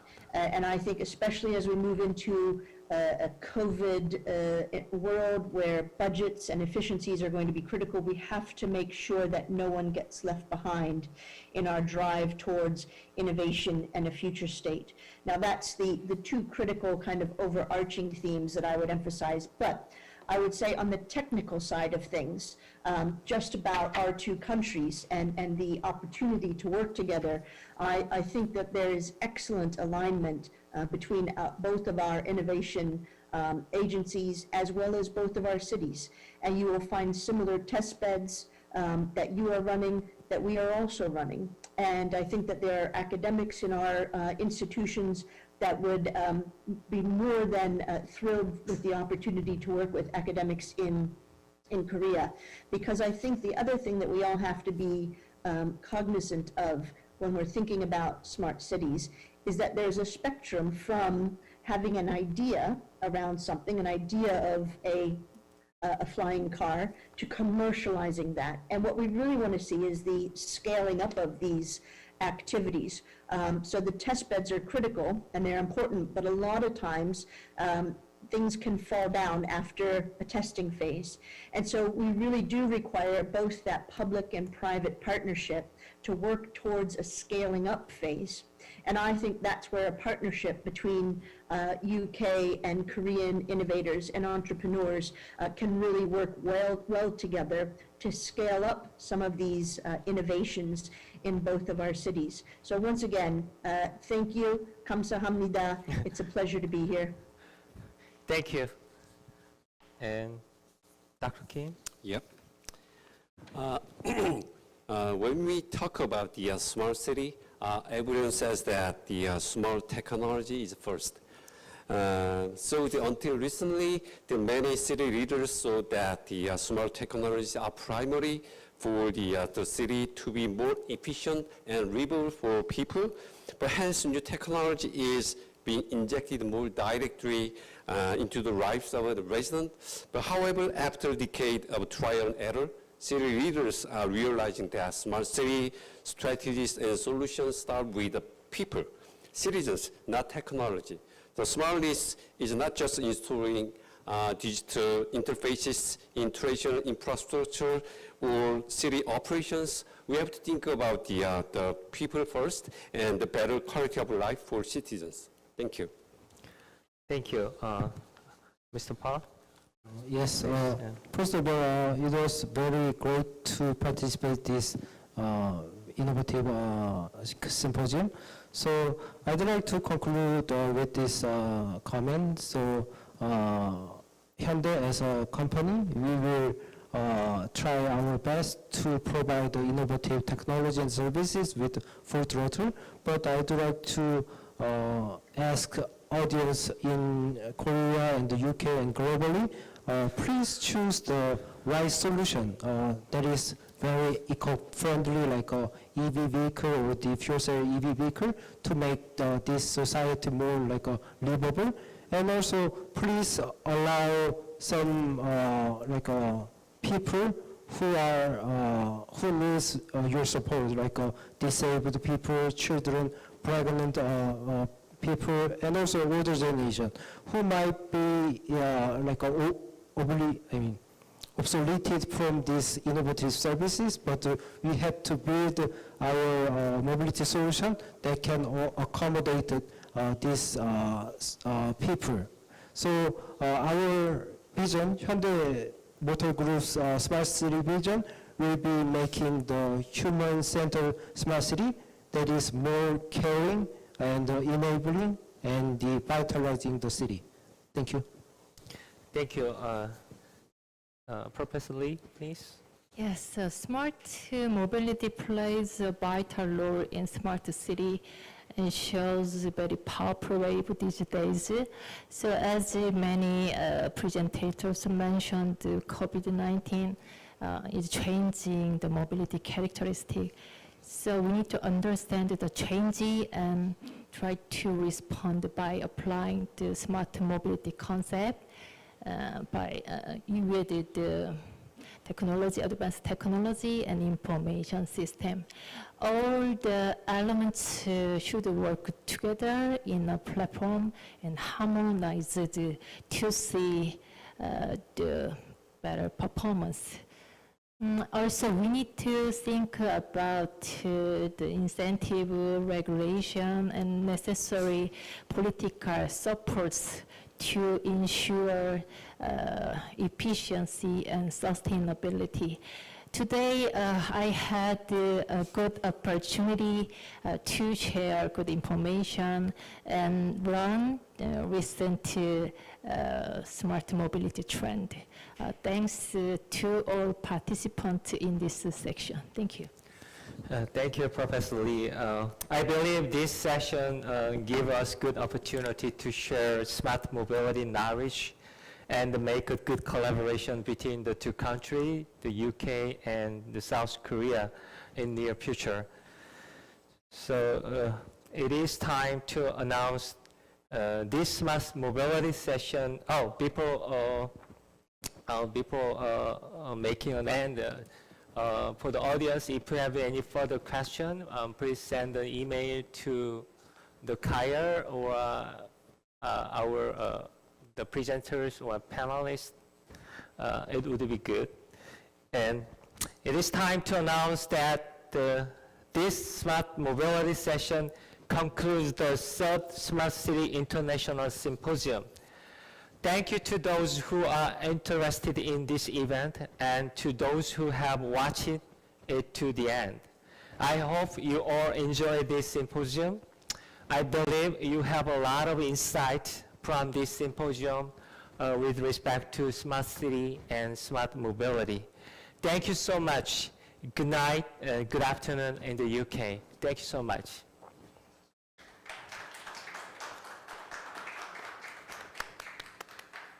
With the closing of the Smart Mobility session, all of the sessions for the third Smart City International Symposium are now finished.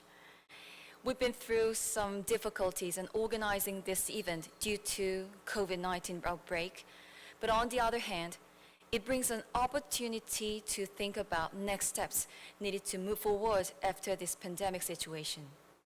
Again, we appreciate all of our guests of honor and speakers who are with us today, and also would like to express our sincere gratitude to all speakers who participated live from the UK, the British Embassy, to South Korea, who gave us big support. Thank you everyone for your participation, and we hope to see you next year. Thank you.